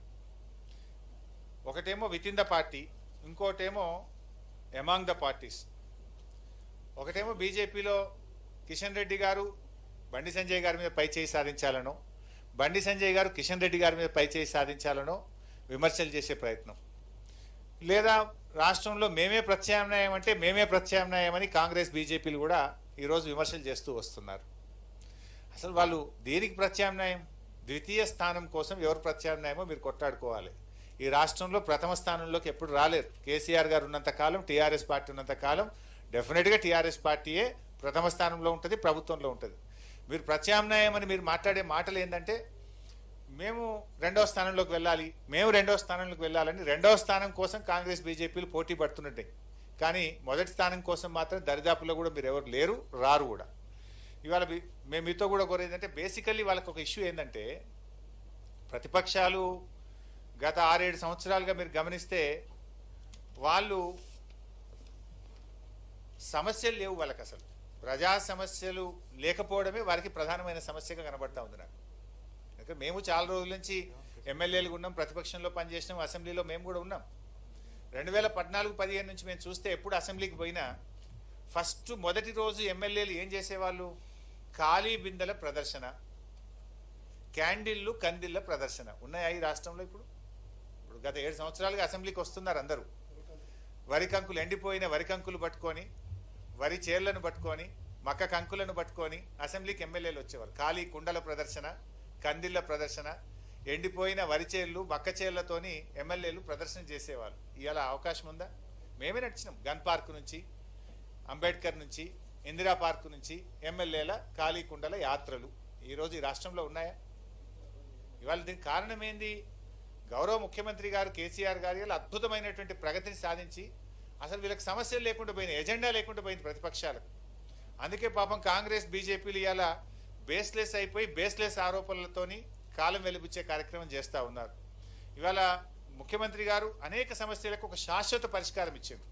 గత ప్రభుత్వాలేమో మేము ధర్నాలు చేస్తే ఏం చేసేవాళ్ళంటే ఓకే ఈసారి డ్రౌట్ కింద త్రాగునీటి సమస్య పరిష్కారానికి 500 కోట్లు ఇస్తున్నాం, 300 కోట్లు ఇస్తున్నాం అని చెప్పేవాళ్ళు.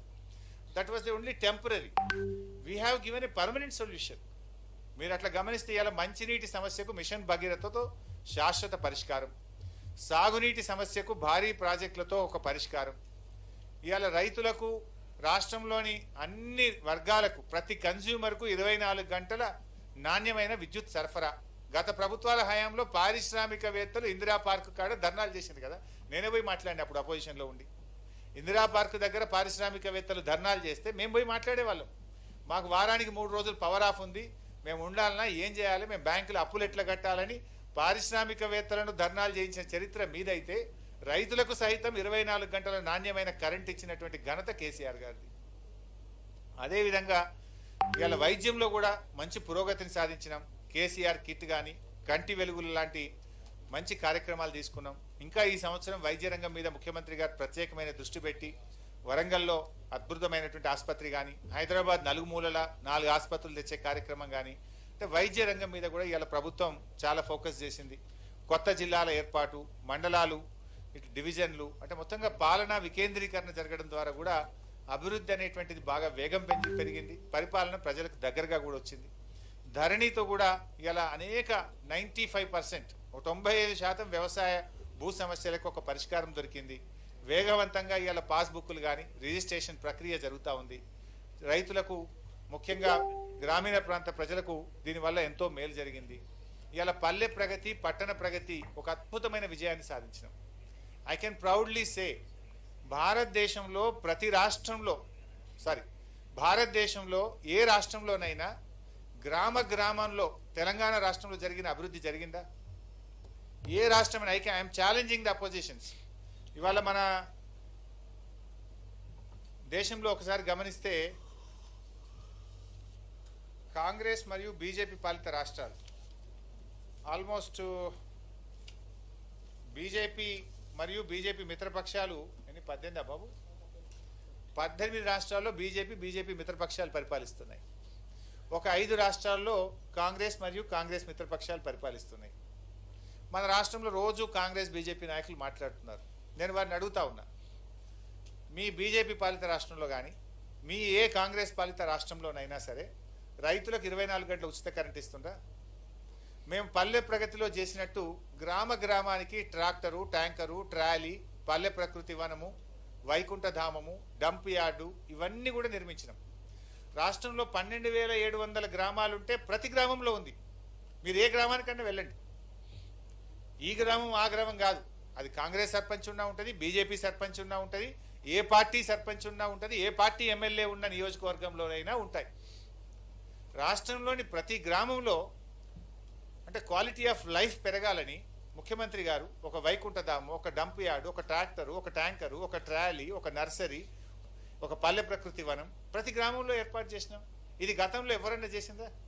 నిజంగా గాంధీ గారు కలలు కన్న గ్రామ స్వరాజ్యం ఈరోజు పల్లెల్లో కనబడుతుంది. 24/7 పవరు, ప్రతి ఇంటికి మంచినీటి సౌకర్యం, శుద్ధి చేసినటువంటి త్రాగునీరు ఇస్తున్నాం, క్వాలిటీ పవర్ ఇస్తున్నాం, అండ్ కనీస సౌకర్యాలు, మౌలిక సౌకర్యాలు ప్రతి గ్రామంలో ఏర్పాటు చేసినాం. ఇది ఏ కాంగ్రెస్ పాలిత రాష్ట్రంలోనైనా చూపిస్తారా? వెళ్దాం. ఏ బీజేపీ పాలిత రాష్ట్రంలోకైనా వెళ్దాం. ఊరూరికి ట్రాక్టర్, ట్యాంకర్, ట్రాలీ, నర్సరీ, వైకుంఠధామం, డంప్ యార్డ్ ఉన్నాయా నాకు చెప్పండి. ఉంటే ఏ రాష్ట్రమో చెప్పండి, వస్తాం, మేము కూడా రెడీగా ఉన్నాం. విమర్శలు చేయడం కాదు. ఇవాళ ప్రభుత్వం ఒక ప్రణాళికబద్ధంగా పనిచేయడం వల్ల ఇంత అద్భుతమైనటువంటి ఫలితాలు మనం సాధిస్తూ ఉన్నాం. అందువల్లనే ఇవాళ ప్రతిపక్షాలకు అసలు సమస్య ఏంటంటే వాళ్ళకు నిజమైన ప్రజా సమస్యలు దొరుకుతలేవు. గతంలో పోరాటాలు ఏముంటుండే? పోరాటాలు నీళ్ల మీద, కరెంటు మీద, ట్రాన్స్ఫార్మర్లు కాలిపోతున్నాయని, లేదా ఎరువులు దొరుకుతలేవని, సకాలంలో విత్తనాలు దొరుకుతలేవని, పండిన పంట కొంటలేరని, మంచినీళ్లు వస్తలేవని. ఇవాళ సమస్యలే లేవు, ఉన్నాయి. వాటిని పరిష్కరిస్తాం. మెయిన్ ఇష్యూస్ మేము పరిష్కారం చేసినాం. ఇంకా కొన్ని ఉన్నాయి, దాన్ని ప్రణాళికబద్ధంగా దెన్ గవర్నమెంట్ ఒకటి తర్వాత ఒకటి ముఖ్యమంత్రి గారు దృష్టి పెట్టి ఇవాళ మేము ముందుకు పోతా ఉన్నాం. ఆసరా పెన్షన్లు, కళ్యాణ లక్ష్మి, కేసీఆర్ కిట్టు, 6 కిలోల బియ్యం, ఇలా అనేక కార్యక్రమాలు మేము చేస్తూ ఉన్నాం. కానీ ఒక్క బాధ కలిగించే అంశం ఏంటంటే, ఈవెన్ ఐఎమ్ అపీలింగ్, ఈ రాష్ట్ర పౌరులుగా మనం రాష్ట్రం గురించి గొప్పగా చెప్పుకోవాలి.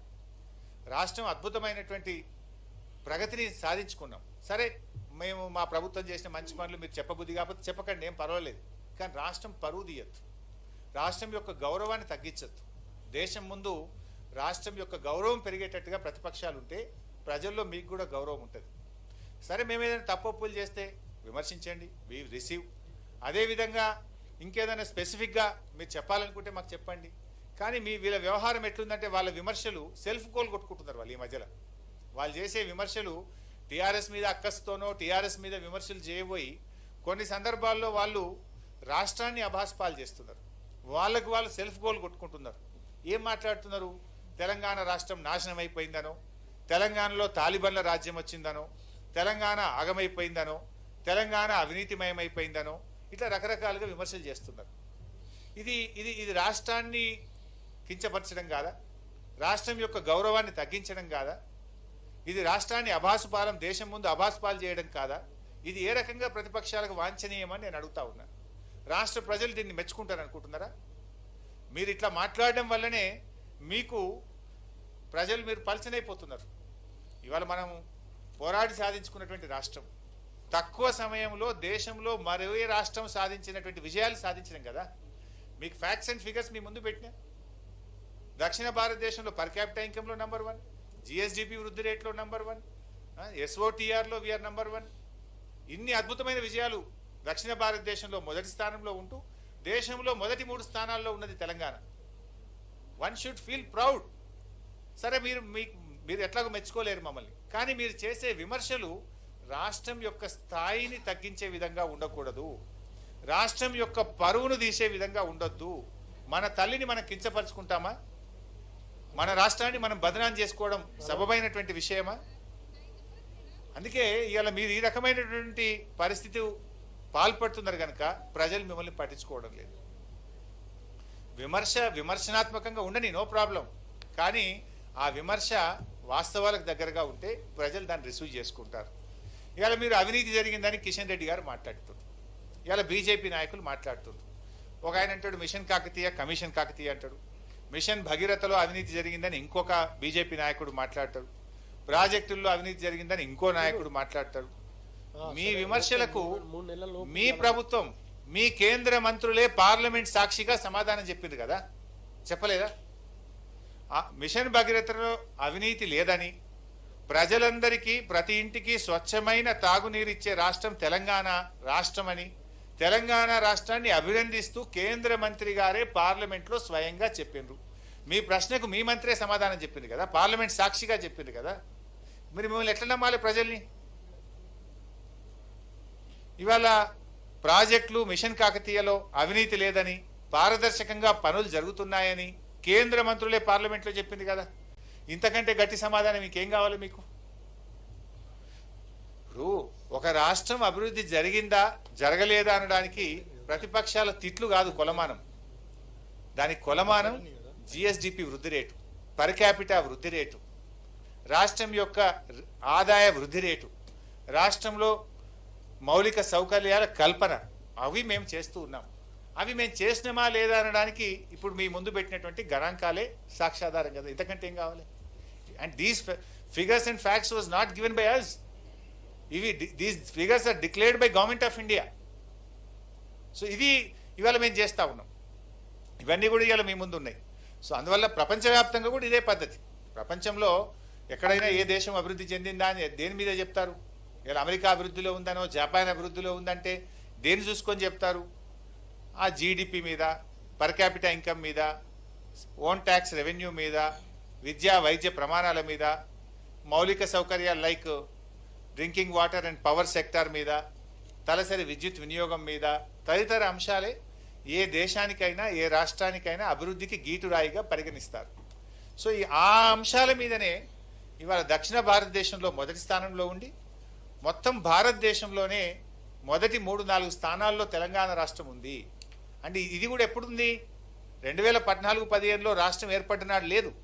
2014-15 నుంచి ఇప్పటి వరకు చూస్తే గత 6 సంవత్సరాల్లో, ఇందాక నేను పర్ క్యాపిటా ఇన్కంలో చూపించాను, ఒక్కొక్క సంవత్సరము ఒక్కొక్క రాష్ట్రాన్ని అధిగమిస్తూ 7 సంవత్సరాల్లో 7 రాష్ట్రాలను అధిగమించి భారతదేశంలో 3వ స్థానంలో తెలంగాణ రాష్ట్రం నిలిచింది.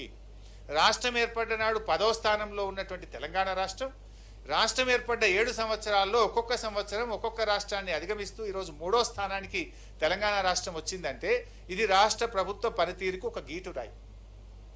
This is what we have achieved. దీన్ని ఎవరు కాదంటారు? చెప్పమనండి, కేంద్ర మంత్రినో కేంద్ర ప్రభుత్వాన్ని చెప్పమనండి. Is it not fact? ఇది కేంద్ర ప్రభుత్వాన్ని చెప్పమనండి. ఈ రాష్ట్రం అభివృద్ధి సాధించిందా లేదా? సో ఇట్లా మేము వివిధ రంగాల్లో తీసుకొని రావడం జరిగింది.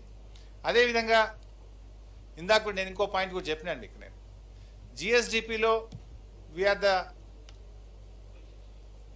6th highest contributor. భారతదేశం యొక్క జీడిపికి Telangana 6th highest contributor. Whereas మనం గమనిస్తే జియోగ్రఫికల్గా 11వ స్థానంలో, పాపులేషన్లో 12వ స్థానంలో ఉన్నాం. అంటే మనకంటే పెద్ద రాష్ట్రాలు ఉన్నాయి చాలా. ఆ పెద్ద రాష్ట్రాల కంటే కూడా అధిక ఆదాయాన్ని ఈ దేశ సంపదకు సమకూరుస్తున్న రాష్ట్రం తెలంగాణ రాష్ట్రం. ముఖ్యమంత్రి గారు అప్పుడప్పుడు ఎప్పుడు చెప్పేవారు, ఈ దేశాన్ని సాకుతున్న 4-5 రాష్ట్రాల్లో తెలంగాణ ఒకటి. ఇక్కడ మనం గమనించాల్సింది ఏంటంటే తెలంగాణకు కేంద్రం ఇచ్చేది తక్కువ, కేంద్రానికి ఈ దేశానికి తెలంగాణ కాంట్రిబ్యూట్ చేస్తున్నది ఎక్కువ. అందుకే గౌరవ ముఖ్యమంత్రి గారు అనేక సార్లు చెప్పింది అసెంబ్లీలో, ఇవాళ కేంద్రం ఏదో ఇచ్చింది కేంద్రం ఏదో ఇచ్చిందని కొంతమంది నాయకులు మాట్లాడుతున్నారు. కేంద్రం ఇచ్చేది తక్కువ, ఇలా కేంద్రానికి మనం ఇచ్చేది ఎక్కువ. ఈ దేశాన్ని సాకుతున్న రాష్ట్రాల్లో one of the important state is Telangana. Figures ఉన్నాయి సార్ మన దగ్గర, నేను ఐ కెన్ రిలీజ్, మొత్తం డీటెయిల్స్ ఉన్నాయి. ఏ రాష్ట్రం ఎంతెంత ఇచ్చింది కూడా నేను తప్పకుండా ఇస్తాను. ఇక్కడ మీరే చూస్తున్నారు కదా భాయ్ సార్, ఇప్పుడు 6th హైయెస్ట్ కాంట్రిబ్యూటర్ మనం. అండ్ జనరల్గా ఇన్ఫ్యాక్ట్ ఇప్పుడు కేంద్రం ఏదో మనకి ఇచ్చింది అంటున్నారు కదా, కేంద్ర అవసరాలు మనం ఇచ్చే ఆదాయం మీద తీర్చుకుంటున్నారు. దేశ రక్షణ, ఇవాళ కేంద్రానికి కొన్ని బాధ్యతలు ఉంటాయి కదా, దేశ రక్షణ కావచ్చు, దేశానిలో కొన్ని సెక్టర్స్ను వాళ్ళు గవర్నమెంట్ ఆఫ్ ఇండియా చూసేటువంటి సెక్టార్స్కు మనమిచ్చే కాంట్రిబ్యూషన్ మీద కేంద్ర ప్రభుత్వం నడుస్తుంటుంది.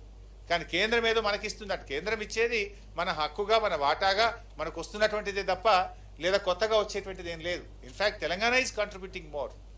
ఇవి వాస్తవాలైనటువంటి విషయాలు.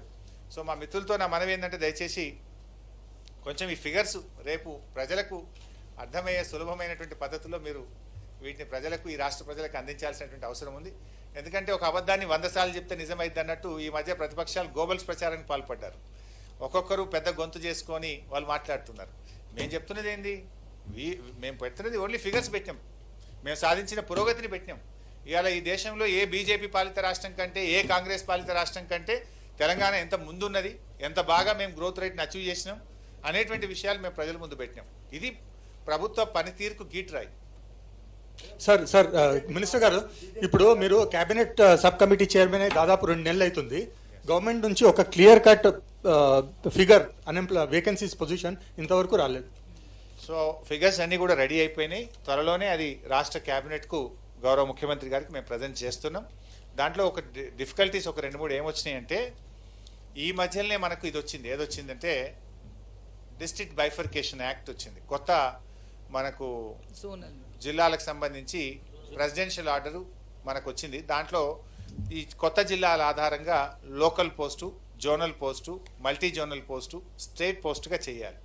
సో రిక్రూట్మెంట్ చేసేటప్పుడు ఏమైందంటే ఆ జిల్లా ప్రజలకు 95% ఖాళీలు ఆ జిల్లా ప్రజలకే ఉద్యోగాలు వస్తాయి. ఏది జిల్లా పోస్ట్ అయితే. జోనల్ పోస్ట్లో దాని రిజర్వేషన్ ఉంటుంది. సో కొత్తగా వచ్చినటువంటి జోనల్ ఆధారంగా ఆ ఉద్యోగులను మనం బైఫర్కేట్ చేయాల్సిన అవసరం ఉంటుంది. అప్పుడు దెన్ మనకు బ్రాడ్ ఫిగర్ వచ్చింది. But district wise post identify చేయకపోతే మళ్ళీ ఏదైనా ఒక జిల్లాకు నష్టం జరిగే అవకాశం ఉంటుంది. మనకు బ్రాడ్గా ఎన్ని ఖాళీలు ఉన్నాయి అనేటువంటిది మేము లెక్క చేసినాం. కానీ ఉమ్మడి జిల్లా ఆధారంగా అప్పుడు రిక్రూట్మెంట్ అయింది. ఇప్పుడు వాళ్ళను కొత్త జిల్లాల ఆధారంగా వాళ్ళను బైఫర్కేషన్ ప్రక్రియ జరిగితే ఏ జిల్లాలో ఎన్ని ఖాళీలు అనేటువంటివి గుర్తించాలి. అది గుర్తించడం పూర్తి అయిపోతే అప్పుడు మనం నోటిఫికేషన్ ఇస్తే ఆ లోకల్ వాళ్లకు ఎక్కువ లాభం జరిగేటువంటి అవకాశం ఉంది.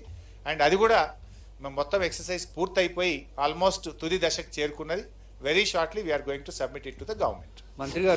మంత్రి గారు అగ్రికల్చర్ తర్వాత ఎలక్ట్రిసిటీ బిల్స్ కు సంబంధించి మీరు ఇప్పుడు జీడిపి జిఎస్డిపి గురించి చెప్పారు. రేపు ఆ చట్టాలు అమలైతే ఇదే జిఎస్డిపి జీడిపిలో మన అగ్రికల్చర్ ఎలక్ట్రిసిటీ రంగాలు ఇదే విధంగా ఉంటాయని భావిస్తున్నారా? అందుకే కదనే మా బాధ అంతా కూడా. ఇవాళ కేంద్ర ప్రభుత్వము ఆ చట్టాన్ని వెనక్కి తీసుకోవాలని ఇవాళ తెలంగాణ ప్రభుత్వం అసెంబ్లీలోనే తీర్మానం చేసింది కదా.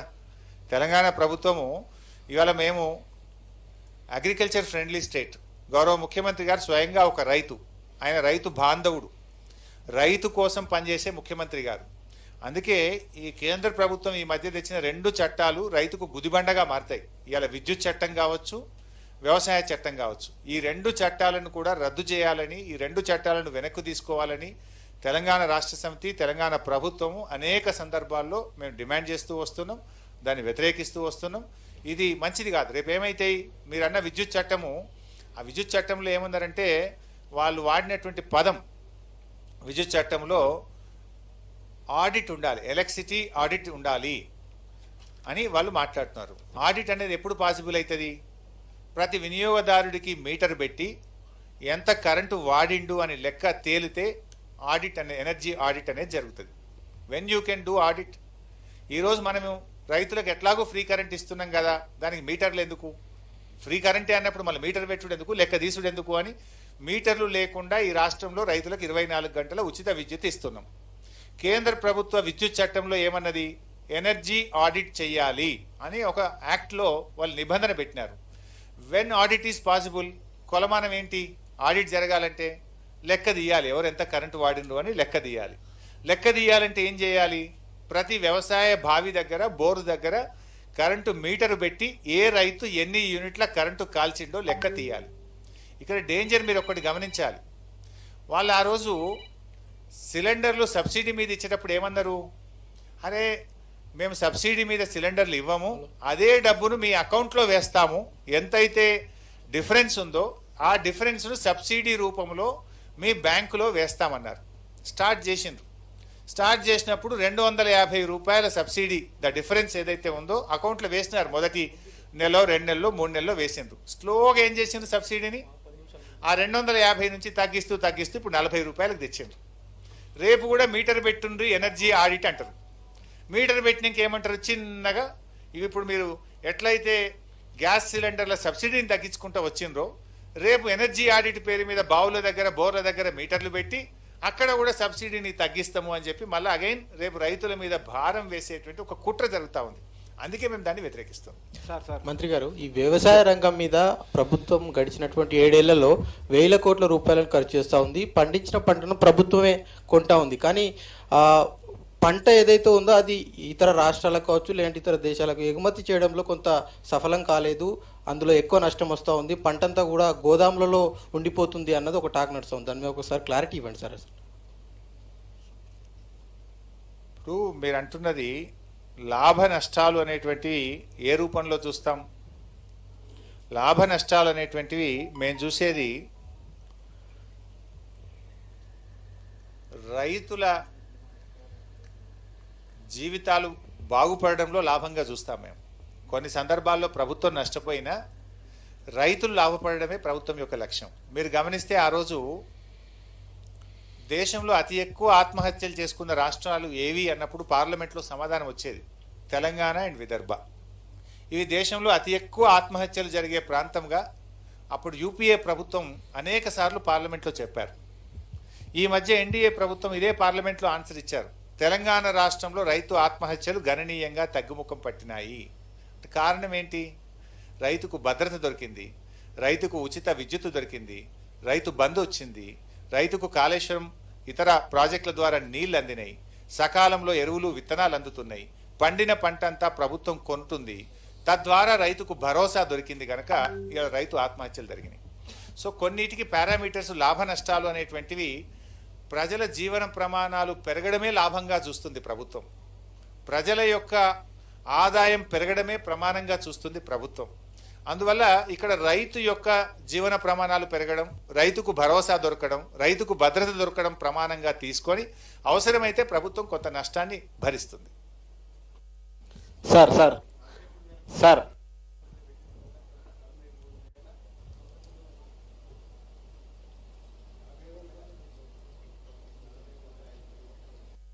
సార్ రాష్ట్ర ఆదాయ డెడ్ బటన్ ఎంత ఉందో చెప్పగలరు సార్? రాష్ట్ర సొంత ఆదాయం గణనీయంగా పెరుగుతుంది అని చెప్పారు కదా సార్. అదే సమయంలో అప్పులు కూడా పెరుగుతున్నాయి. ఏదైనా స్కీమ్ అమలు చేయాలంటే ప్రభుత్వ ఆస్తులు అమ్ముతా అంటున్నారు. మిత్రులారా, దీన్ని ఏ రకంగా అర్థం చేసుకోవాలి సార్? దేశములో అత్యధిక ఆదాయం పెరిగిన రాష్ట్రం తెలంగాణ రాష్ట్రం అని మీకు లెక్కలతో సహా చెప్పాము. అంటే స్వంత ఆదాయాన్ని పెరుగుదలలో భారతదేశంలో అతి ఎక్కువ వృద్ధి రేటును నమోదు చేసి మొదటి స్థానంలో ఉంది తెలంగాణ రాష్ట్రం. 1. 2, జిఎస్డిపిలో జీడిపిలో కూడా మనం భారతదేశ జీడిపికి కాంట్రిబ్యూట్ చేసే దాంట్లో 6వ స్థానంలో తెలంగాణ రాష్ట్రం ఉంది. సో మీరు ఇవన్నీ గమనించినప్పుడు ఇంకో 3వ విషయం, మీరు అడిగిన ప్రశ్నది నేను ముందే సమాధానం చెప్పిన. అప్పుల విషయంలో కూడా మనకంటే ఏ రాష్ట్రం ఎంత ఎక్కువ ఉందో కూడా చెప్పినాను. ఇవాళ జిఎస్డిపి అప్పుల్లో చూసినట్టయితే పంజాబ్ 36%, కాంగ్రెస్ పాలిత పంజాబ్ రాష్ట్రం 36.67% అప్పులతో ఉంది. బెంగాల్ 34%, రాజస్థాన్ 34%, ఉత్తరప్రదేశ్ బీజేపీ పాలిత రాష్ట్రం 33%. కానీ తెలంగాణ రాష్ట్రానికి వచ్చినప్పుడు we are well within limits 22.83%. Sir మన రాష్ట్ర ప్రభుత్వం తీసుకొచ్చిన అప్పులు ఎంత, నెల నెల కట్టే వడ్డీలు ఎంత సార్? అన్ని వివరాలు కూడా సబ్మిట్ చేస్తాం బాయ్ సార్, డోంట్ వరీ. అసెంబ్లీ మంత్రి గారు అసెంబ్లీలో మేము నివేదికలో పూర్తిగా పెడతాం. మంత్రి గారు, very much available in public domain. అంటే ఒకటి, income is increasing, we are registering impressive growth, but there is no equitable distribution of wealth. Overall wealth is increasing. So government and our chief minister has some priorities. మేము రైతు ప్రాధాన్యత అనుకున్నాం. 55% ఈ రాష్ట్ర ప్రజలు వ్యవసాయం మీద ఆధారపడుతున్నారు. రాష్ట్రంలో మనుషుల ప్రాణాలు మాకు ముఖ్యం అనుకున్నాం. ముందు రైతు ఆత్మహత్యలు ఆగాలనుకున్నారు ముఖ్యమంత్రి గారు. We have achieved it. ఈ 6 సంవత్సరాల్లో ప్రభుత్వానికి కొన్ని ప్రాధాన్యతలు ఉంటాయి. గౌరవ ముఖ్యమంత్రి గారి ప్రాధాన్యత వ్యవసాయం, రైతు. We have achieved it. Thank you. కేంద్రంకు కట్టే పన్నుల నుండి షేరింగ్ లో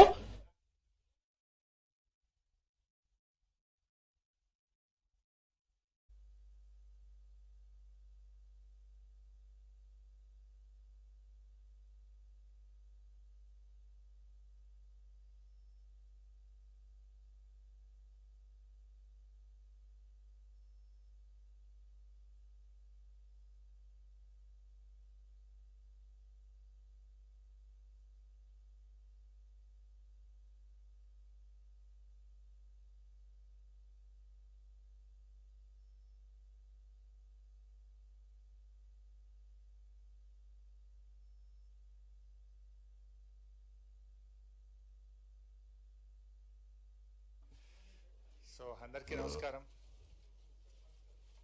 ఏమంటారే